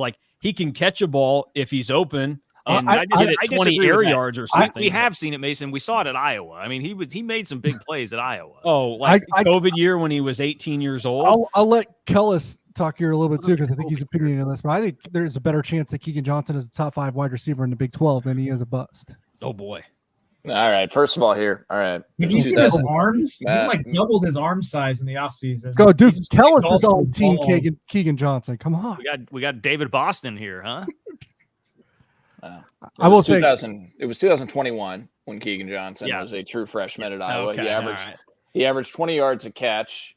He had 3 catches of over 40 yards and 6 over 20 yards, which would have been the most among K-State wide receivers last year. He's doing this without notes in front of him right now. Well, Phillip Brooks might have had 9 of 20-plus yards. Now, as I remember, Ben Sennett had 11 of 20-plus yards from the top of my head. But when we look at wide receivers, Keegan Johnson started 9 games that year. He missed a Citrus Bowl due to a pelvic injury that actually led to him being in the hospital. But we had Keegan on 3-Maw this week, and I can't let you guys talk poorly about my guy, Keegan, who I set an over-under of. Cole, don't interrupt me. I am on your side now. Mason flew too close to the sun. I started as the guy that's in the same boat on Keegan, but Mason flew way too close to the sun. And now, I'm not trying to come across as a Keegan hater here because I do think there's a world in which he's good, but I don't want to anoint him and crown his ass Dennis Green style before they've even played a snap this season. Can't. Book it. I'm gonna cook it. Well, we set the over-under on 3-Maw. Well, I did. DY jumped on the over now at 700 receiving yards for Keegan Johnson. I took the over. DY has flipped now, and he's on the over as well. John's got the under of 50 yards for the season. Kellis, over-under, 700. Keegan. Over. Yeah. Oh, man. Okay. Here, all right. Wait. You guys are all saying over. Does any wide receiver beat the 889 yards from scrimmage that Malik Knowles had in 2022? No, but too many mouths to feed. No, but Keegan and Jace both get in the vicinity, I think. Well, Kellis, what do you got then? I had Jace Brown at 825. for receiving yards. What do you have the over/under on that? I think Keegan has more than Chase. So I mean, I think both him and Keegan could be really close. I'm expecting similar seasons. Yeah, I think they both are around 750. Yeah. Other ones, Tobias and Osunsame leads K-State in sacks. I'm with you on that year. one. Yeah, and then Mike Gundy is finishes 7-5 this year, and recognizes everybody realized Mike Gundy's a fraud, and he bolts for the University of Arkansas after Sam Pittman is fired and takes the job there after another fraudulent season. And by Mike maybe Gundy. the only other place that's friendlier than Oklahoma State about their head coach admitting to drinking and driving. Yeah, that's why he's a great fit there. So I think he'll go to Fayetteville. He'll fit right in. Although Oklahoma State has a history of loving drinking and driving with Eddie Sutton, right? Another fraudulent season. Like Mike Gundy literally has won like 8+ games every season. He's been Chris Kleiman for 20 years. Like I forgot. I got Mike Gundy's PR person on the. Yes, doesn't he have the longest bowl streak in the country? He's also elite in close games. All right. Hey, here's another over/under for you. All right, we seem to like K-State receivers. Yep. I think it's pretty clear that Avery Johnson, as long as he stays healthy, he should become the second sophomore in K-State history to throw for 2,000 yards. Yep. FanDuel has his over/under in the regular season at 2350. Does he get to that number? 23. Oh yeah. Because I think they're going to throw it more than they. Yeah, I think so. Wait, Kellis, that's an actual prop right now. Like I can get that. That is his number right now. Yeah. Oh my God. Passing yards. I think that's really shooting him under. I mean, that's less than 200 yards a game. I mean, the only thing that I'm skeptical about with it is just that they've got an former offensive line coach calling the plays now, and they're going to run the hell out of the ball. I mean, I don't think they're going to do that to Avery though. I don't. Yeah, I'm not predicting Avery to be running all the time, but I think they're going to give the ball. I mean, DJ Giddens is good. Dylan Edwards is good. Yeah, but I think you can throw it to Dylan Edwards as much as you can run it with him. True. And I think they're really cognizant of what they have at quarterback, and both that we need to utilize them and keep them happy. All right, I want to bring on another member. I invited him. He's going to come in here. Drew, you're allowed to head out. I know that you have a life. And everything going on there, so I'll let you get on with it. So we'll bring in another noted. Well, really, we just talked about three things here. He's a Keegan Johnson doubter. He loves Deion Sanders, and he covers Iowa State. And I don't know that he drinks their Kool-Aid. He does criticize them some, but when he starts talking positive about Iowa State, even if it's warranted, I want to throw a snowball at him. And it's Alec Bussey, my former colleague at EMA Online. He ditched me before I ditched him. Let the record show that. And he's had more jobs in the last 3 years than I have. So welcome Alec to the show and explain why you're a Keegan Johnson hater. Because I believe more in him than you do. I mean, at some point you just have to be productive, and he has never been a productive college receiver. Like, you got to be able to be productive, and you have to be able to stay healthy. He hasn't done that at all in his career.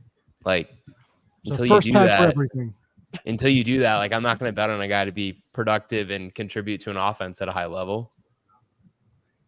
Mr. Ability or availability is the best ability right there from Alec. One other thing, I want to throw out a couple of other questions here that were tossed around in the KSO thread when I announced that we were going to be doing this. Everybody in here, this is for you, Alec. You don't have to answer because you probably don't care enough. Does K-State go 3-0 in the non-con for the first time? They said since 2019. I think people actually forget that K-State did it in 2021, but it was such a not fun way they did it. Like, the Stanford game was boring. It was fun, but boring. The Southern Illinois game, Skyler kind of died, and then vibes were bad. And died? Yeah. I did think he was dead. Chris Kleiman thought he did, I think. I thought he was dead. I tweeted something. Kleiman's soul left his body. I will agree to that.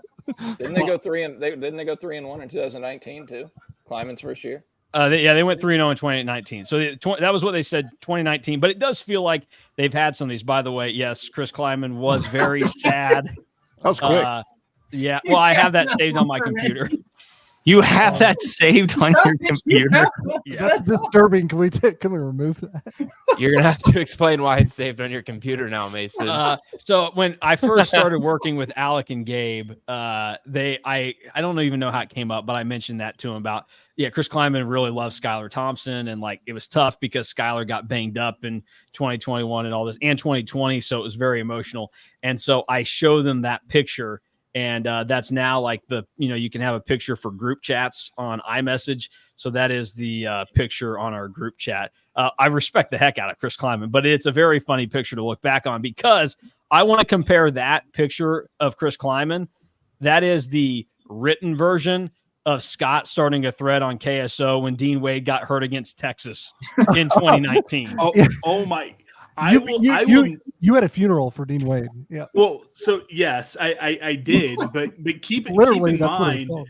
Keep in mind. So I did that, but I also remember I got absolutely destroyed because I said I was devastated when he got hurt going into the Big 12 tournament after we won the Big 12 championship game. A person who I will not name because I don't need any angry text messages called me up and was screaming at me for saying that the season, that it was a devastation. And then sure enough, we lose in the first round as a 4 seed. Was that UC Irvine? Yeah. Oh, was it Bruce Weber? No, it was not Bruce Weber who screamed at me. I want to hear Bruce call and scream at Scott Wildcat. No, I think Barry Brown's still on the bench, by the way. Funny enough, speaking of Bruce, when we went up to interview him for Bosco's Boys in the early days, and he was painfully aware of some of the stuff we said, and he was having a very fun joke about it. So it's great for the Illini, Alec. Painfully aware seems like should be like Bruce Weber's. Well, we knew by his death day press conference that he was painfully aware of what people had to say about him. This is a thing, and they never should have given him that press conference. Man, look, people now they look back and like, we shouldn't do this. I respect everything Bruce Weber did for K-State basketball. He had 5 really good seasons for him. We not get Bruce Weber on this. I am. It came up as somebody that went to K-State. My parents went to K-State. Like everything K-State offered me has provided me great things in life. Like I love that place and I love a lot of the people there. For Bruce to go in and basically try and trash K-State and K-State fans and act like it was something different, and then throw administration or I want Jacob Pullen to go up in the rafters. I bet that they won't. It's like we know why Jacob Pullen's not up there, and it's not because of anything that like Gene Taylor can do. Bruce, that really pissed me off, and it still leaves a bad taste in my mouth about Bruce Weber. I can't fully appreciate what he did at K-State because of it. I respect the artists that were under him as the label and the management of them. I don't respect him right now. The thing is, his post-game press conference after West Virginia, it was good. It was like kind of like it healed everything. He got like a bunch of people on his side.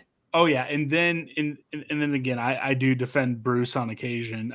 But yeah, that was bad. I really wish they would not have given him that. This is my effort to kind of change the subject. I'll go Scott Wildcat. You had your Blitz month. I'm sure you had some crazy things said to you as answers for some of your questions. What was the wildest thing you heard from anyone during your Blitz month? In hindsight, it was, and not trying to throw him under the bus, but Cole Carmody had Alec Marenko as the defensive MVP. Now he was in the first week. He was in the first week of it. He was in an unfortunate batter spot. So it went Mitch, and then I had like some of the other fan podcast ones, and then I think Cole Carmody was the Tuesday of that next week. So it's like maybe 2 practices, and so in hindsight, that was one of them. But we had some pretty elaborate, because the final question was, what's going to be the kind of crazy like job opening? Had a couple folks, and I can't remember off the top of my head who said what, but like Mitch. 5 or 6 deep. Mitch's was wild. We had a couple. It's like, he's going to the NFL. And I was like, okay, that's elaborate. I think mine was pretty wild. Yours was pretty wild. I liked how you tried to revisit every answer from the previous years towards the end of our episode. I basically said because I think Oklahoma is not going to have a lot of fun in the SEC first year. I know he just got a contract, so he's probably safe anyways. But what if they were to like panic out Brent Venables out of a deal and go hire Josh Heupel from Tennessee? Yeah, that was a fun one. I'll ask you this: what is the record in which you think Oklahoma actually would fire Brent Venables? It would have to be a losing record, probably. Would Josh Heupel go to Tennessee, considering his exit from Tennessee several years ago? I mean, maybe go to Oklahoma, not, considering his exit from OU. Like, I get his history there, right? Like, won a national championship, but like, he's got Tennessee rolling, recruiting really well. Yeah, I mean, maybe not, but I mean, he could just take Nico with him. I mean, how good is Jackson Arnold might be good, but yeah, but Jackson Arnold might leave. NIL at Tennessee is in a great position. Like, I don't know. I think that those are equivalent jobs. Yeah. No, I mean, they are, but just if your alma mater comes calling. I mean, Mario Cristobal left Oregon for Miami. Dude, I hate Josh Heupel so much. He fucking crushed my dreams. Crushed my dreams. That 2000 season, dude. Twice. That game that they won in Manhattan that year, Game Day was there. They were both in the top 5. K-State was ranked 2nd in the country. They had stolen. Wait, is that the Terrence Newman game that everybody is like, oh, that's the last moment. That's the best. You lost the game. You lost the game. Okay, but as somebody who was there for every classic game that people talk about, USC, Nebraska, it was the loudest moment that stadium's experienced because Mason, you're a young guy. You don't understand, man. 98. Bob Stoops raided that coaching staff, and it happened right before the Big 12 championship game that they lost that torpedoed the national championship for that team that year. And so it was the first time you got a shot at them. Game Day was there. K-State was the favorite, ranked 2nd in the country, and they got down like 38-17, which like that just did not happen in those days at home, and they come all the way back and get the block punt. But whatever. But Heupel, Phil Bennett blitzed the bejesus out of him over and over and over again. And that dude just had a sixth sense to get rid of the ball at the last minute. He did it all game in Manhattan. And then they played him again in the Big 12 championship game. And K-State still would have won if not for a bullshit pass interference call on Jared Cooper. But Heupel just did it again and again and again. And that was the coldest game I've ever attended in my life. And I sat through that whole thing. And then I had to watch Josh Heupel stuff a freaking orange in his mouth after the game because they were going to the Orange Bowl when they pulled off a win. So I hate Josh Heupel. Just had to say that. Mitch, you did the 20 for 20 prediction stuff on K-Man, right? Oh yeah, the final prediction is tomorrow. Yeah, the whole college football playoff. Up until now, what's the wildest thing you've heard? Oh gosh, boy. Anything crazy? Yeah, one of my co-hosts said that Garrett Oakley will score 10 touchdowns this year. I think that might be up there. Well, that could be a feed the pig situation, you know? Did Ben Sinnott have 10 in his career? Yeah. Yeah. I mean, Will tried to throw him 10 a game, it seems like. I don't know what the final number ended up being there. Kellis is about to get off but before he goes, he wants to ask Alec an Iowa State question because Kellis is a Cyclone fan this year. This is a room divided on Iowa State. I think half of the people in here think they're going to win the national championship, and the other half thinks that they're going to go 0-12. So, Kellis, what is your Iowa State question for the king of Cyclone info, Alec Bussey?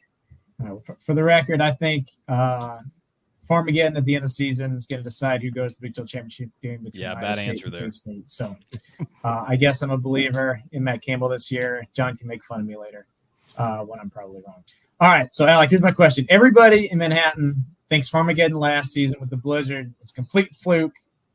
Iowa State was fraudulent for winning it. None of that stuff should matter. They lost to Memphis in the bowl game.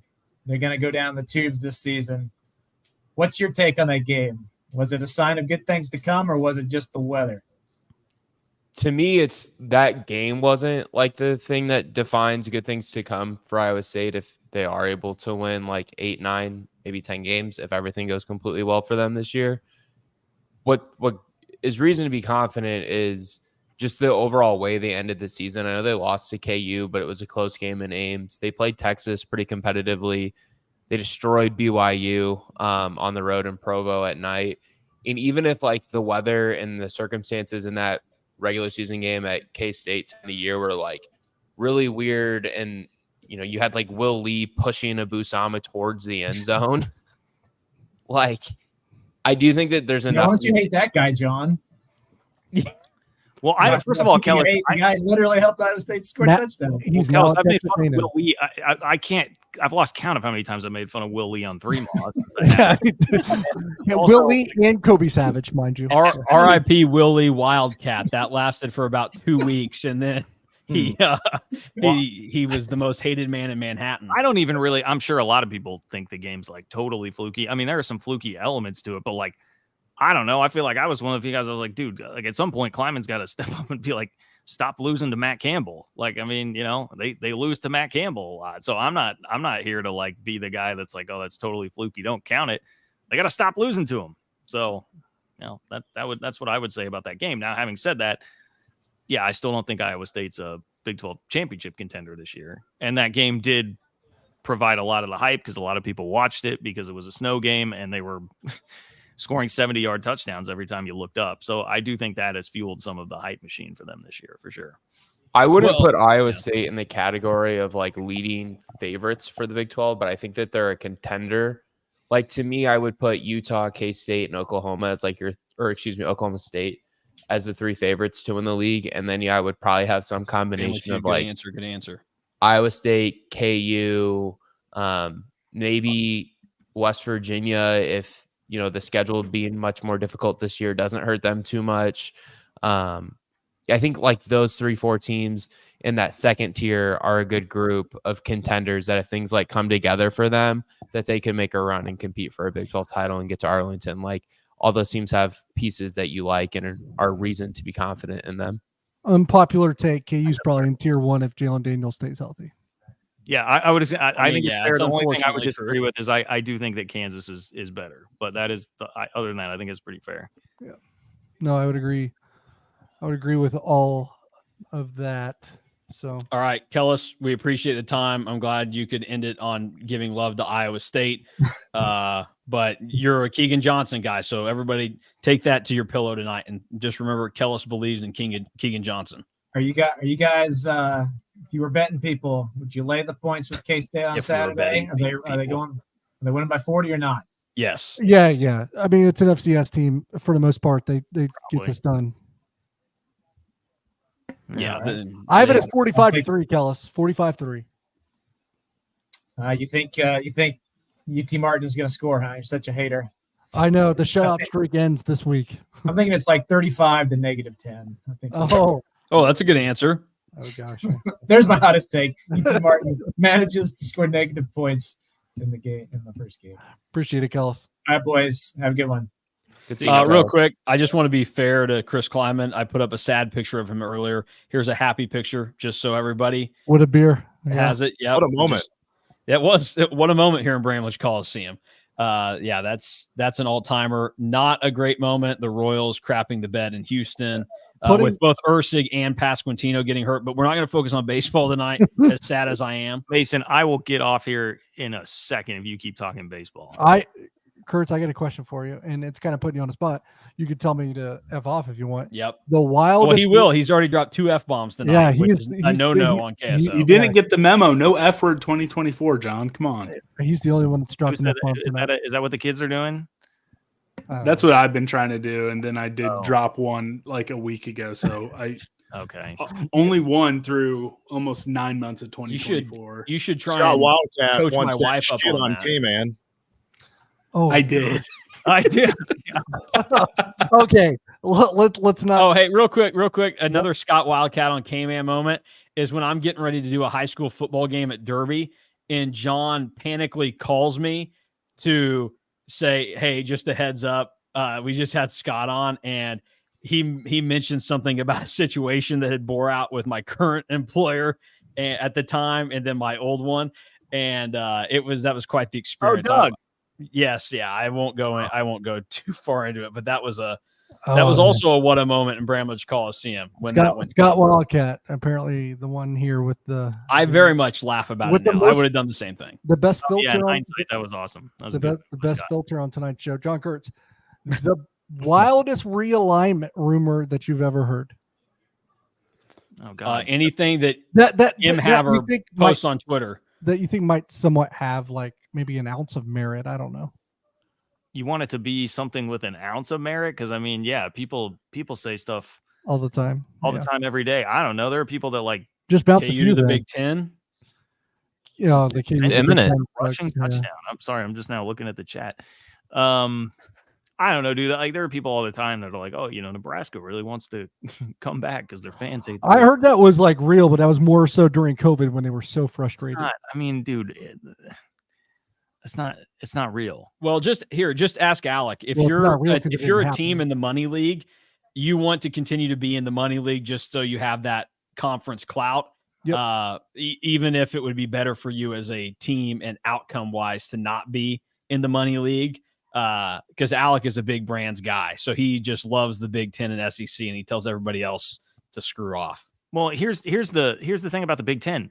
Not only are they making slightly more money than the SEC actually from their TV deal, but it's also way easier. Like, there's like 3 teams at the top. The rest of those teams would be mid in the Big 12. Like, it's a shitty league outside of like 2.5 teams every single year, and yet you still rake in the money. So why would Nebraska leave? Like, I don't. It makes zero sense. They've got like the best position basically that you could be in. I mean, once they can actually put it together and start. Yeah, I think they're just so frustrated because of all the losing, but that could change a little bit this year. I mean, here's the annoying thing.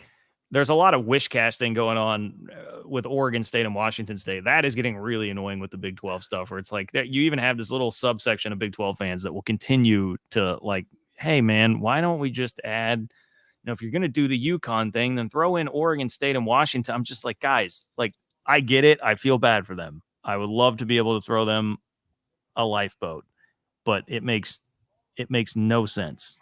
Neither does UConn.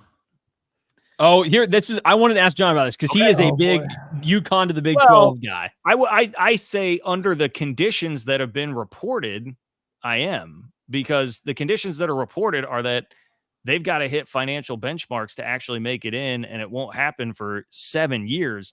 And what has happened over the last 7 years, we may not even recognize what things look like now. The Big 12, Big 10, and SEC may not exist at that point because that's when everyone speculates a Super League will come because all the TV deals run out. So I look at it and say, you're getting to rent UConn basketball for 7 years with really no firm promise that you will actually have to take on their football product. Do I have confidence that their football product will actually be great by the time that you get there or up to par? I mean, no, not at all. They've had some decent history, but that's a tough putt, and their athletic department's really heavily subsidized. They've had money golf problems. Guy John Kurtz. But I think you're basically just taking a flyer on renting UConn basketball and using it to establish yourself as the SEC of basketball over the next 7 years. And there's no firm promise there at all. So, I mean, look, devil's in the details as always. We would have to see like what the exact proposal is, but the reports are that Brett Yormark has told the schools it will not cost them any money right now. So it's not going to be diluting your contracts at all right now. It's going to be 7 years down the road, and that there are financial benchmarks that they'll have to hit along the way. I don't know. That sounds like a pretty good deal to me, but I understand the skepticism about football. I'm just looking at it like you may not actually have to add their football. Yeah. Real quick, somebody in the YouTube chat said, Cole, wake up. So, Cole, I want to bring you back in here. And you got really passionate there for a second, like a little wind-up toy about Keegan Johnson just rattling stuff off. What random info do you have bouncing around your noggin right now, or do you want to challenge anybody? I just want to get the full Cole Manbeck experience that does not include him and John saying Javon Thomas is some really good basketball player. Oh, my God. Dude, he mauled Juwan State in that one time. Oh, yeah, that was awesome. Yeah. I got very distracted when I think Vinny Pasquantino broke his wrist, Mason. Yeah. I was like you. And then Lucas Irsig getting hurt. He busted his hand on the same play, yeah. Yeah, on what would have been a double play. So really neat.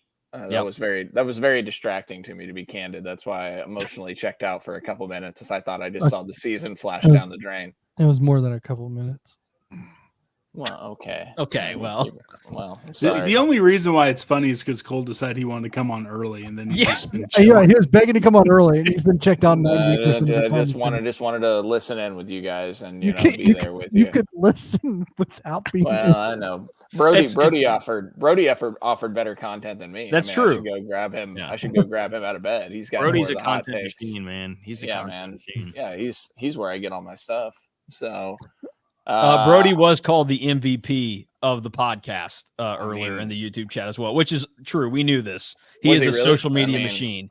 Yeah, I mean, I saw my wife saw the other night, last night on one of our YouTube shows on KCSN, and she saw my mother-in-law's name commented on one of our YouTube videos, and it said, "That's my dad," and I was like, "What's going on?" And I go in Brody's room, and he's watching the podcast, laying in bed, and he's using the iPad, and he's watching the 3-Maw Pod and making comments. And then he started like putting emoticons on, like starting to realize he could do a bunch of comments. I'm like, no. So, we brought up my previous employer 2 employers ago, the radio station here in Wichita that shall remain unnamed. I had to have a conversation when I started working there with my mom and grandma, because with the Facebook Live every day, I had to say, family members are not allowed to comment on there. And I did not have to worry about my dad or my brothers or my grandpa or anybody. I knew I had to worry about my mom and grandma, because they would say mom and grandma things. Nothing bad, just I'm 22 years old. I'm a grown man with a big boy job. This is just my job. It's not cool that I get to do this. You don't need to come in there and try and defend me or whatever. Until one day, my mom spouted off something about what my co-host said on air, and was challenging that. And while I may have agreed with her and shared the same sentiment, I had to send a text that said family members are not to be commenting on the Facebook Live, and get that all sorted out. So yeah, I get that in some way. We have logged him out from the ability to make comments, because who knows what he would say at some point. I don't know. You guys could bring up a random player, and I could give you stats. Probably. Okay. Well, here's Lamarck Brown. Oh, Lamarck Brown, great on NCAA football. Boy, Lamarck Brown. What did he have? His was it 2009? Bill Snyder's first year. Did Lamarck have around 400 yards receiving that year? He had a big touchdown catch against KU in Manhattan, didn't he? Yep, he did. Yeah. Big catch against Iowa State that year too, and Arrowhead. Real quick, now that Wyatt is not here, because I was about to ask this earlier, and it would have been uncomfortable for him because he's nice and he represents the university. Who is your least favorite K-State player that you just pops in your head? We know mine's Javon Thomas. Shout out to Javon, terrible basketball player, very, very bad. Alec, you were only here for a year, but I know that you developed feelings one way or the other on certain guys. I'll start with you. Mark Smith. Okay, well, that's just not nice. Mark Smith was a great player here. Well, he's a fine player here. The shortest leading rebounder in Big 12 history. Yes, wash away your Illinois anger and disappointment that he hated Champaign so much that he didn't want to play hard, but he worked his ass off for Manhattan, Kansas. I mean, hey, I thought Desi Sills was an idiot. Whoa. Desi Sills, one of my favorite dudes. Yeah. Well, I will be honest. I had that thought for probably about game 1 through 14. And then I think I turned the corner and thought that Desi Sills was maybe the second most important player on that team behind Marquise Noel. He was important to winning and played his role really well. I'm not going to like his media settings. I'm not going to remark about his intelligence, or because I don't want to go there. But yeah, they don't get to where they got without him. So I kind of like the dude. Yeah, I didn't like him at first when he was taking threes in the non-con. I was like, it's clear you cannot make those.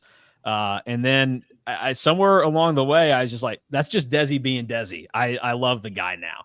But yes, he gave me Javon Thomas vibes at first. Infinitely better player than Javon Thomas. He's kind of a badass. He's fearless. Yeah. Yeah. The KU game, I mean, just legendary performance there. Mitch, we know that you love Darren Sproles. Do you hate like a really tall player in case do you hate Jason Bennett just because he was tall? By the way, I love how somebody that's not very smart. Jason Bennett's a pretty good answer. You know what? As an employee of K-State, I did agree to not ever break any news. However, this is not breaking news. At the time, I could not stand Curtis Kelly. Now, in hindsight, looking back, I understand how important he was, but I thought he was just such a flopper. Oh my God. Curtis Kelly was my favorite. As much as I love Jacob Pullen, dude, I love Curtis Kelly. Well, I'm pretty sure, Mitch, Curtis Kelly was indeed a flopper. Yeah, because he was like a I see you. I know exactly what you're saying. Some of these people know exactly what I'm saying. I'm very well aware. But did anyone just see the touchdown catch Travis Hunter had? Yeah, he pushed off again, I think. Yeah, that was an incredible catch. He's really good. He's really good at the game of football. that was not a push off, by the way. He is absolutely not. He is indeed very good. Yeah. That was not a push off. That was him getting tackled and still catching the touchdown. Okay, so I didn't expect Mitch to say one of the more iconic Frank Martin players as the player that he. Although I'll give you that you said at the time you were not a Curtis Kelly guy. No, there's nobody I hate. There's nobody has rubbed me that bad. You love them all. I get over things. Curtis Kelly was my favorite interview on the team. Man, he was a guy that I would flock to. I love Curtis Kelly. I'm going to probably tick some people off. Oh, no. I like the player, actually, and I like the person. I hate the interview. And Austin Moore, here it comes. No, Scott. Do you guys remember Skylar Thompson in interviews? Like that dude would long-winded. Not know. Oh man, I liked. You needed to talk to him about Nelly. Well, the reason why John liked Skylar is because the two guys that Bill Snyder hated the most were John and Skylar. Yes, so they bonded over that. No. He hated Kellis more than he hated me. Yeah, I had the one moment, but he went after Kellis multiple times. No, he was consistently not really on. He's not a fan of Kellis, but like I said, Skylar Thompson looking. We have the hindsight now. He's a really good player, and he's a good person. It's just, man, that interview, you could talk to him and interview him for 15 minutes and get off like 3 questions. I thought you were going to say Will Howard. I thought you were going to say Will Howard, DY. Well, that's his quarterback right now, so. Yeah, I'll be honest. When Something you brought like it up, when you brought the topic up, I thought that's where you were going to go. When you brought the topic up, he was the first person I thought of.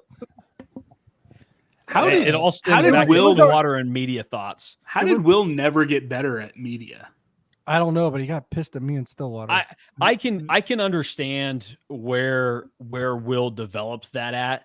Is just like you get into it at a young age. You've never had to do it before because I doubt the Downingtown, Pennsylvania media is just flocking to those games. And then you're in a position where from basically, it was game number 3 on, he had to be well, it was a little later than that because people were still blind to the troubles because they beat Tech, they beat TCU, they beat KU. But after that point, he was always having to be on like the defense about his play and everything. And so he's inexperienced with it. And then like everything that developed for him at K-State for those first 3 years was basically everybody saying, you're not good at this. And he had to kind of push back on it. And for the first 2, he couldn't push back with his play. That was obvious. And then he got to push back with his play the 3rd year. But then it felt like maybe he just kind of, thought, okay, yeah, it's my time. I'm going to be awesome now. And it just didn't work out that way. And then it was too easy to slide back into the mindset that he needed to have for those first 2 years when things started going wrong that 4th year, where it's like, no, you're actually a good player now, but you have to be able to own up and recognize the mistakes that you are making at this point in time. I got a Will Howard story. There was one time I asked him a question. He's from Downingtown, real small town, but it's very close to Westchester, Pennsylvania. John, you know what I'm going to talk about, or you know what I'm going to talk about here, because from Westchester is like Bam Margera and a bunch of those jackass guys. And Viva La Bam was like being filmed in Westchester. And I was like, Will, like, how familiar are you with all the Viva La Bam and Bam Margera stuff? And he's like, I'd never heard of that in my life. I'm like, it kind of pissed me off, actually. I was like, how do you not know about that? That was right in your backyard. Yeah, but that was way past Will's time to understand. I didn't even know what the hell you're talking about. I also had no clue what you were talking about. Idea. Yeah. Okay, well, I mean that was a very popular thing when us old balls dudes were. Well, I know what Jackass is in our teams. Well, yeah, but I mean, and this was like they were like a part of kind of the Jackass universe, I would say. But yeah, Mitch, he's too young. He's too young. It aired, so it wrapped up like 18 years ago. So yeah, he would have been very young, but I figured at some point, because they still live there, they're all around there, there's still a big deal, he would have heard at least the name. So Will, you were 4 years old. Your parents just flip on Jackass and let you have at it? That's what we're asking here, huh? I love you, Mitch. I do. Okay, I got to watch pro wrestling in the 90s. That's almost the same thing. On the flip side, guys that positive. I want to hear John's answer first on this, because I know he's got a lot of hate in his heart. Yeah, gets me. Gets me. Well, he's got so much hate he doesn't want to say it. Well, you don't have to say what you said in the chat to us. Okay, I was gonna say. I mean, I have given. I'm not outing you. There, I could say that one. Given an answer. No, don't. We're not doing it. I'm gonna snap you. No. But that is my answer. We are saving you, Derek. Yeah. You really you need to. What? Did they blow that dead? They did. What are we watching? North Dakota State, Colorado. Hey, son of a bitch. I think it's got to be. Gosh. Sean Williams.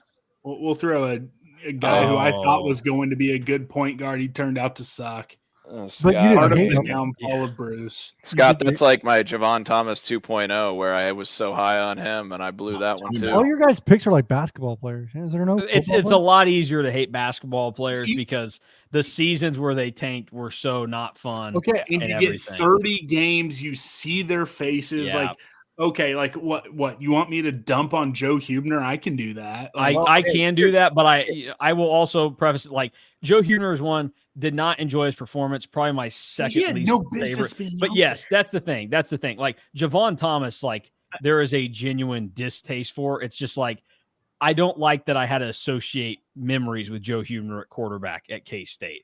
I have no problem with Joe Huebner. Unfair position to put him in. All of that. Like when it comes to some of those football guys outside of the one that John Kurtz put in the chat that shall not be named, a lot of them is you don't like them because later in the Bill era, he was recruiting talent that had no business playing Big 12 football. So then you have these negative feelings towards some of these guys out there. But it's like, look, he doesn't need to be out there. He needs to be at Washburn. So it's hard for me to hate those guys. I mean, I'm still a little mad at Zach Reuter for giving the ball to TCU, just giving up that TCU when they were going to beat somehow with all those guys Scott mentioned that should have been playing MIAA football. They were about to beat Trevon Boykin. Yeah. But Zach Reuter's out there and they cough it up. That's why Bill Snyder, even as much as he lost it towards the end, he was still taking a group of, FCS Washburn All-Stars and taking some of the best teams in the nation to the end. I know I get a reputation of being a Bill Snyder hater, but what he was able to do, still losing some of those games. But man, so here's my unfair pick, and it's for a different reason that it's unfair. It's because I was so wrapped up in this, and I truly do not care today. It's a shtick, but at the time I was so wrapped up in it, and I love the guy so much, and I wanted Daniel motherfucking Sams to play. Was I not supposed to do that? I'm sorry. No, well, I mean, I'm sure the kids were in bed, but it's all right. It's late. I just Jake Waters was a nice guy. He was a very good quarterback, and it's funny because in today's day and age, it would be exactly what I want. By the time we got to the Skylar Thompson era, I had flipped, and I'm like, all right, modern football, I guess you have to throw it a little bit. So like, maybe I want the guy with a better arm. And so I was so attached to Daniel Sams that it was like, I would just get frustrated when Jake Waters came into the game when they were doing the flip flop, because I'm like, well, now it's not my guy out there. So it was completely unfair. He's a very good dude, and he was a very good quarterback. But that at the time. You've moved on. You want quarterbacks with arms now, and you hate legs. So are you saying you're out on Avery Johnson? No, I mean both is great. Okay, both is great. But Jake Waters was mentioned, so obligatory question for Alec Bussey. Thoughts on Jake Waters, Mr. Trader himself at Iowa State? one of the like more nice, kind people I feel like I've ever met in the coaching industry. Like that should make John feel even worse about hating him. I But you did literally admit said that he was a really nice guy. He's a nice dude. like most coaches I feel like are pretty good people, but he'll like stop and like have a short conversation with you if he's walking past you in the facility or something. Like I'm a big Jake Waters guy. I enjoy his company whenever we get to talk to him. Plus, he's like pretty insightful. I like Jake Waters.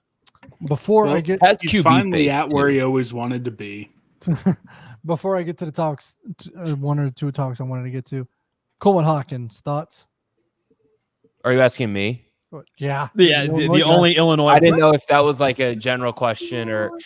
I will say this about Coleman, as someone who went to Illinois and watched him a lot the last 4 years. Yeah, 4 years.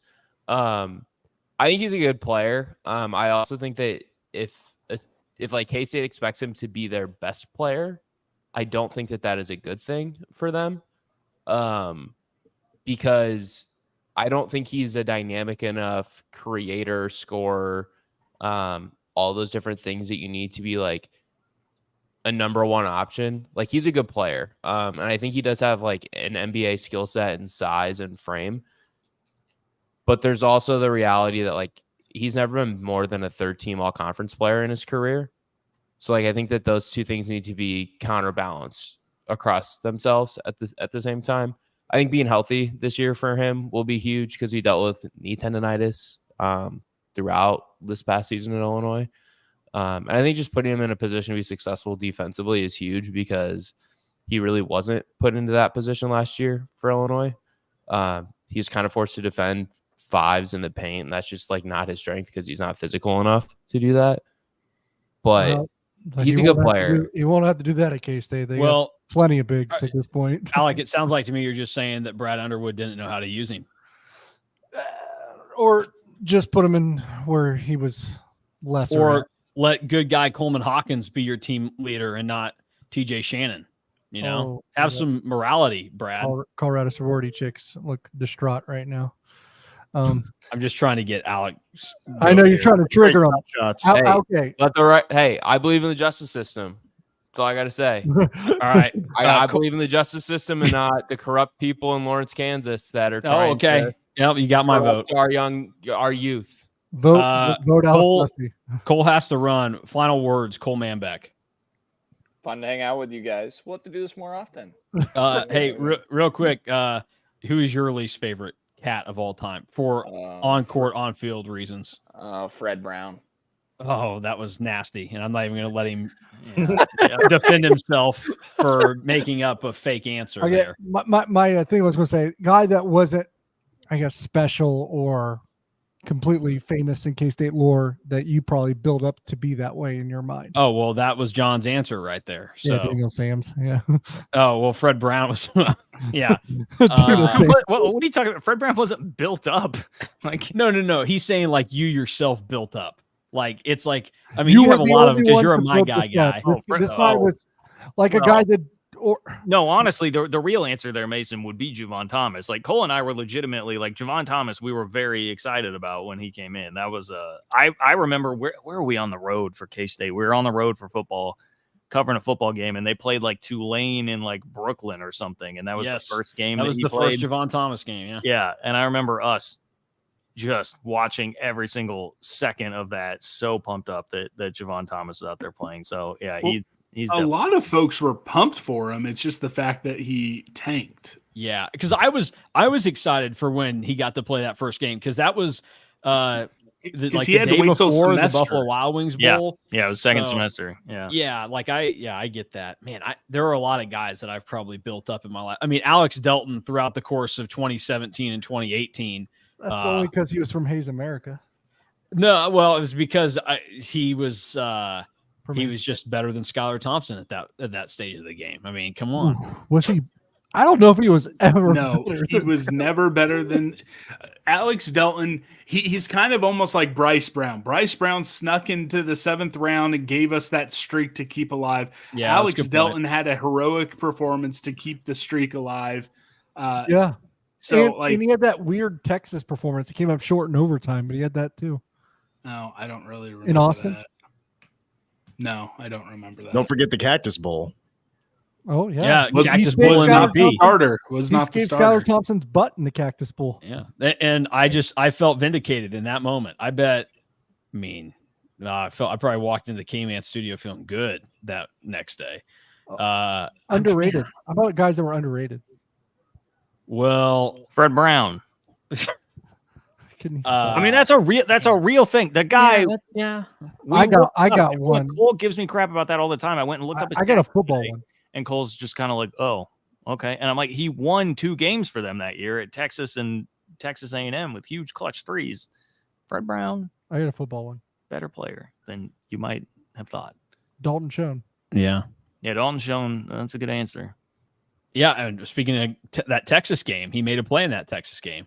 There was a KSO show a couple weeks ago where I don't know if it was on air or just before we got going, but Drew, DY, and I, we started talking about K-State versus Texas football games over like the last 7 years, and we probably talked about it for 30 minutes, trying to sort out the order in which those games happen, because it seems like almost all of them outside of 2020 were just frustrating and crazy losses since 2017, where it's like K-State should not have lost all of those, but they did. And so we were trying to explain, no, this one went here, this one went there. The Delton game that I was just talking about with Scott, or trying to, was the overtime game in 17 in Austin. Yeah. They lost in a monsoon in 2015 when Bill got hit on the side. Yes. I remember that one. And then they lost, obviously, this past year because it was another overtime game in Austin where Will Howard threw the incomplete pass at the end of the game. Yeah, I'm man. Will Howard is the reason they lost in Austin this past. Well, the first he was big chunk of the game. He was he was as good as he was in the second. Blocked. As good as he was in the second half, he was just as bad in the first half. Well, again, he could have walked into the end zone if he chose the right, just don't run in the back of his offensive lineman. I've never seen such a big gap. Well, but Ohio State fans are excited for his legs. Hypothetical. If Will did that, where are we at right now with all this? The exact same spot. Yeah. Because the exact same spot. Well, they would have still had to beat Iowa State, right? Yeah. They would have. Here's the thing: if they, even in the snow, if they would have had to, if there was something, the weather would have been different. I get what Scott's saying here. No, because I think if there was something on the line, because here's the thing: you had 2 guys in your secondary with 1 foot already out the door, playing in weather they didn't want to be in for a game that ultimately didn't matter, because we were going to the Pop-Tarts Bowl regardless. And at the end of the day, Will Lee and Kobe Savage don't care about Farmageddon. So they were on their way out. I think we win that game if Arlington's on the line. And if we don't, I'll never know. And I'm just going to go to my early grave because I'm obese thinking that. I got 20 years left. Give me a couple more Big 12 championships. I will say, I know he's a great dude and he really cares. Austin Moore did have I can't say the worst play because Will Lee did exist, but boy, that Austin Moore play was real bad. On the sideline, right?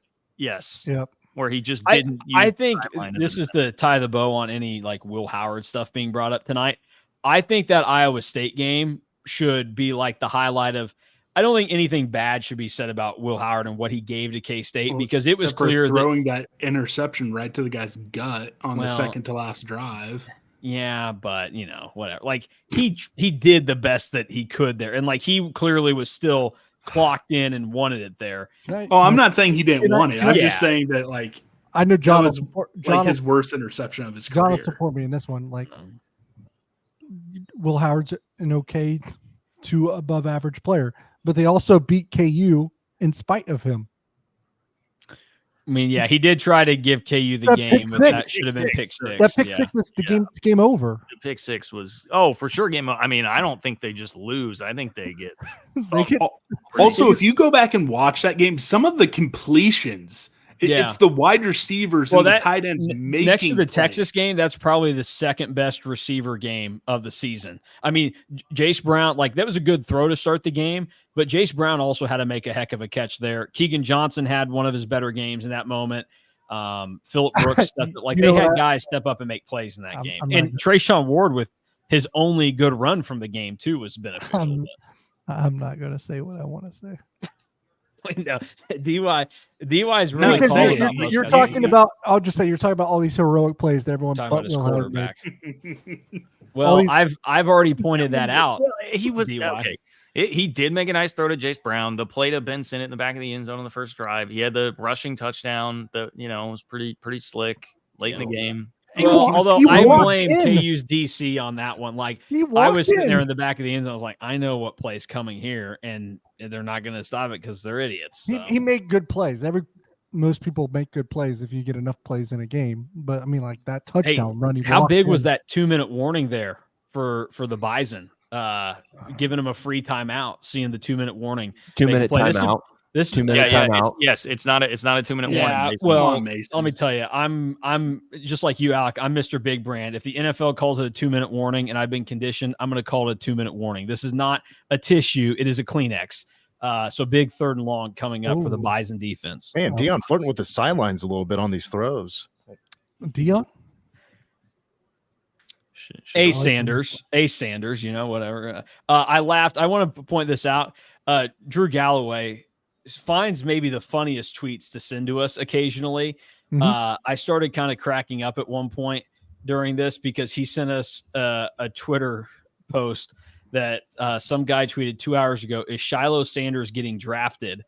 And the quote tweet from Art Vandelay says, if the next president brings it back, yeah, which made me laugh very hard. That's good. Technically, if we want to do U.S. civics, technically the draft's never gone anywhere. That's They true. Just haven't implemented. They haven't needed it. That's a great point. Colorado's stripe out looks like hell. Like K-State's was like that for a while. Now we're doing a little bit better with it. Well, the definition of color is not difference enough, right? Like, well, it's basically black and white. Black and white. It looks like brown.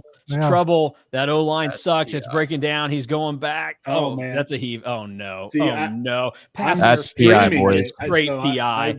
Oh, my gosh. Oh, and that ref waited like 20 seconds to throw the flag. Boo. That is PI.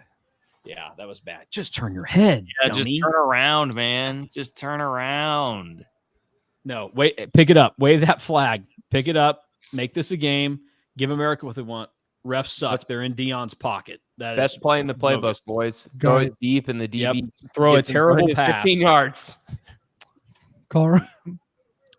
That would end the game. Kneel on it. Just about. Kneel on it. North Dakota State covers. We all go home happy. Not I was me. gonna say, honestly, I'm a Dion hater. I know, but the Big 12 doesn't need Colorado losing. Colorado's not Thank a Big you. 12 school. Thank They're in the you, league, Kurt. but they're ugly. Thank you.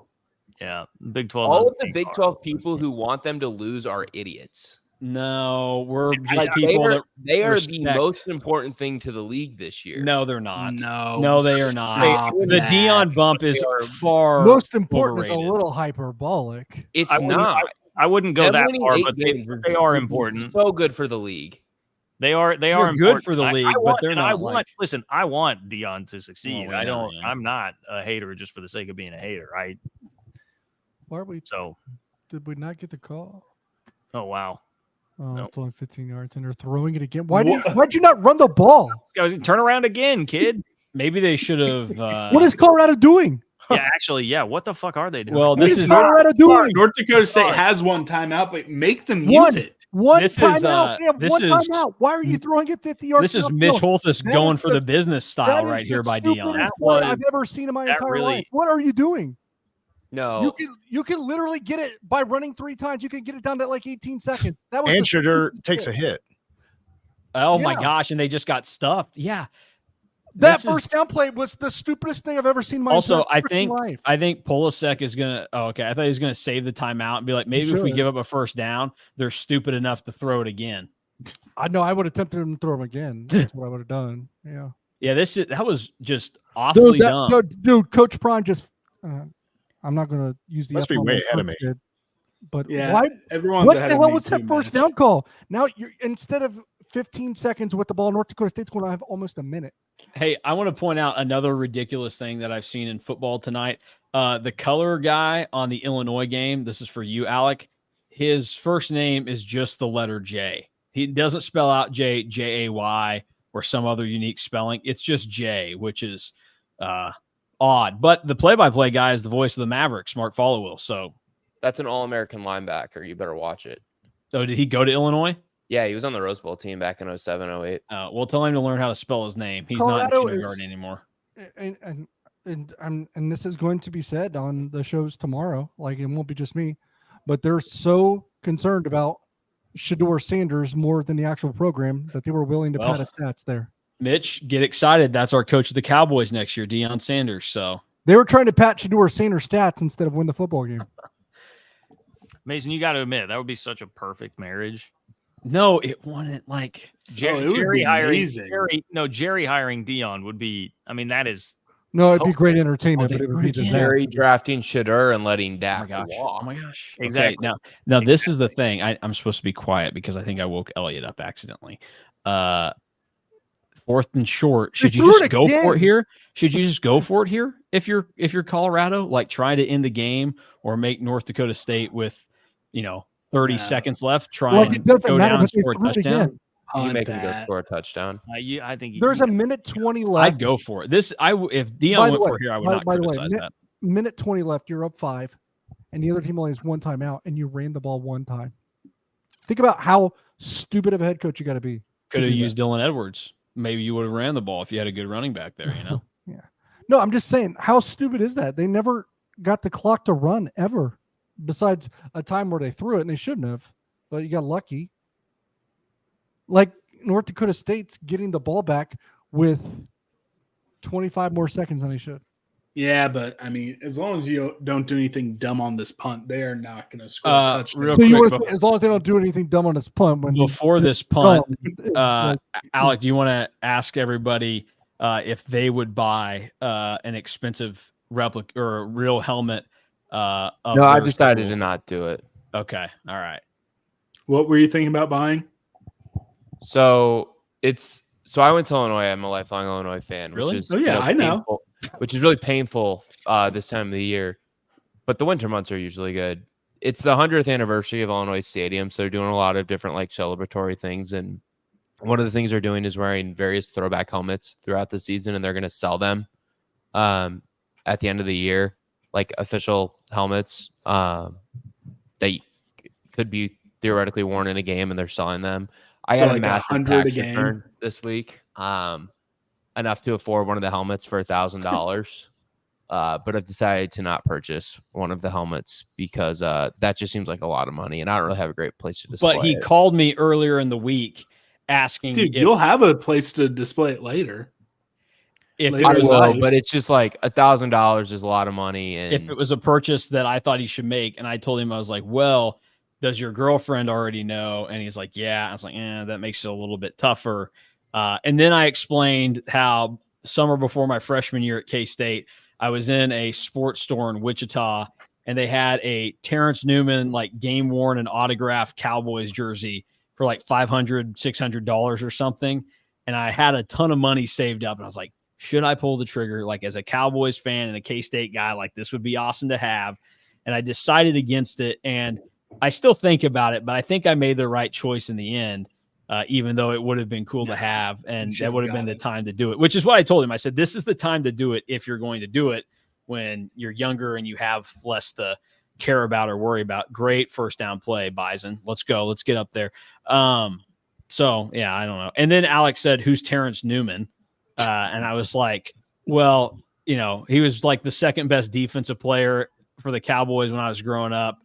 And he just so happened to be a first round pick from K-State. So yeah, number 4 overall. So, which by the way, speaking of right there, boom, just little Terrence Newman football card. I bought this when I was let's see, this is this would have been 07. So yeah, I bought this when I was 9 years old at a card shop in Hutch, and it's just somehow followed me around. And now my daughter likes to carry it around the house or hold it up to her ear like it's a phone. So I just chunk plays. That receiver just got killed though. Not a lot of time. Need to move, boys. By the way, what was the kind of lollygagged on that spike? Oh, yeah, a lot of lollygagging. They let, 3-4 seconds run off there that they maybe didn't need to? Probably 5. That was bad. Well, QB just wants the glory of a Hail Mary to win the game. I don't think the ref got the ball down very quick either. Yeah, What was the no, final not score at for all. KU? Well, the receiver did a bad job of giving it immediately to the ref. I think he probably was that jacked up from the hit. Like, You've only got one play now with 9 seconds left because you have to throw it deep unless you get a short out that's like a 4 or 5 yard gain to make that Hail Mary a little You bit got easier. 2 if you can get out of bounds. And Easton Stick is not walking through that door to throw this bomb. You got 2 if Targeting. Carson Wentz would throw it to the other team. 2 if you got out of bounds. What was the final score of KU, by the way?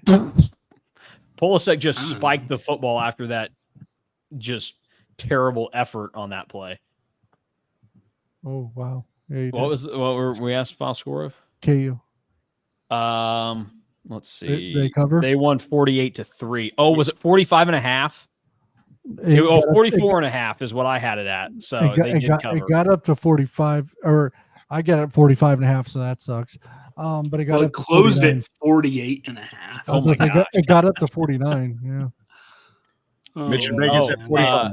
What do we think? Jalen Daniels, 9 of Max 15. Johnson just got hurt for North Carolina. Jalen Daniels, 9 of 15, 148 yards, 1 touchdown, 1 pick. Oh, he caught it at the 5. The pick was bad too. Tough stuff. Buys and cover though. Yeah, they do. It's fun they caught that ball too. If you guys can hear that thunder, I'm sorry. Yeah, what's going on with your guys' weather up there? Iowa, Illinois, Minnesota, just you getting pelted and pounded? This is way later than I'm now. ever. I gotta say, the weather. We'll see you. Thank you, Scott. Good having you. I'm gonna get gotta- ready to go too, so we'll finish it up soon. Bye, John.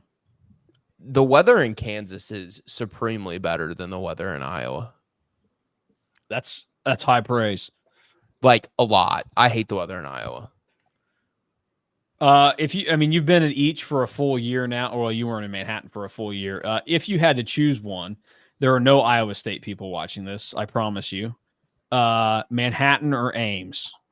I don't live in Ames. I haven't spent a ton of time in Ames. I would rather live where I live now in Ankeny, which is like 20, 30 minutes outside of Des Moines, than in Manhattan, though. It's more of like suburbia. If there was an Ankeny version in Kansas for Manhattan, would you rather live there than the one in Iowa? The reason that I like Ankeny is because it's like a suburb of a semi-large city. Like there's lots of things around Des Moines that make it an enjoyable place to live for me. That if Ankeny was dropped in Manhattan or whatever, like it wouldn't have the surrounding things that make me really enjoy living in central Iowa like I do. Well, and you've got a girlfriend in Iowa. That probably makes things a little bit more fun than in Manhattan, where, I left John in Island living 2 hours away. Hey, is Jack Trice Stadium, is that completely cashless? Yes, I believe so. I think. That's hard-hitting journalism right there by Mitch. Fact Finder 12. I just got a crack out of when it was announced that the bill's going cashless. Somebody was like, "Oh, I can't trust my grandkids with a credit card, so I just give them cash." And I'm like, you think a kid at 6 years old these days hasn't used a credit card yet? I did see that cause quite a stir on K-State Twitter with people complaining, but I thought that was odd. Like I thought that most people just don't like change. Yeah, I mean, I just thought that most stadiums were, cashless at this point. Is it Bramlage cashless? Yes. Yeah. So what's the difference? Well, I don't know. I mean, that's a great question. Was that's a question anyone in the last few weeks? That's a question that no one's asked. That maybe they should. I guess some people just don't go to basketball games or anything, but no, it's a great point. Yeah, I don't know. Mitch, that's on your to-do list. Next time, do you not go to Bramlage? That's well, it's been cashless. Like 35,000 less seats. So yeah, some people it's a math question. Some people cannot go to Bramlage that go to Bill Snyder Family Stadium. Wow, this Max Johnson injury that you mentioned looks really serious. Yeah.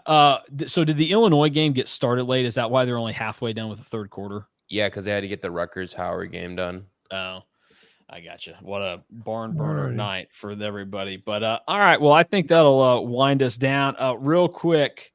Last K-State thing for everybody. DY, say one good thing about K-State for everybody to go to bed happy tonight. I'm sure you could say a lot. Give one good thing about K-State. Football, not like, I don't want you saying, well, the people are so gracious. That's true. We know that. That's a fact. But a 6-touchdown win Saturday. Okay. I like that. We'll see you. We're kicking you out. Mitch. Hey, fun fact about Hilton Coliseum. You want a pro wrestling fact about Hilton Coliseum? Triple H won his first world championship in Hilton Coliseum, believe it or not.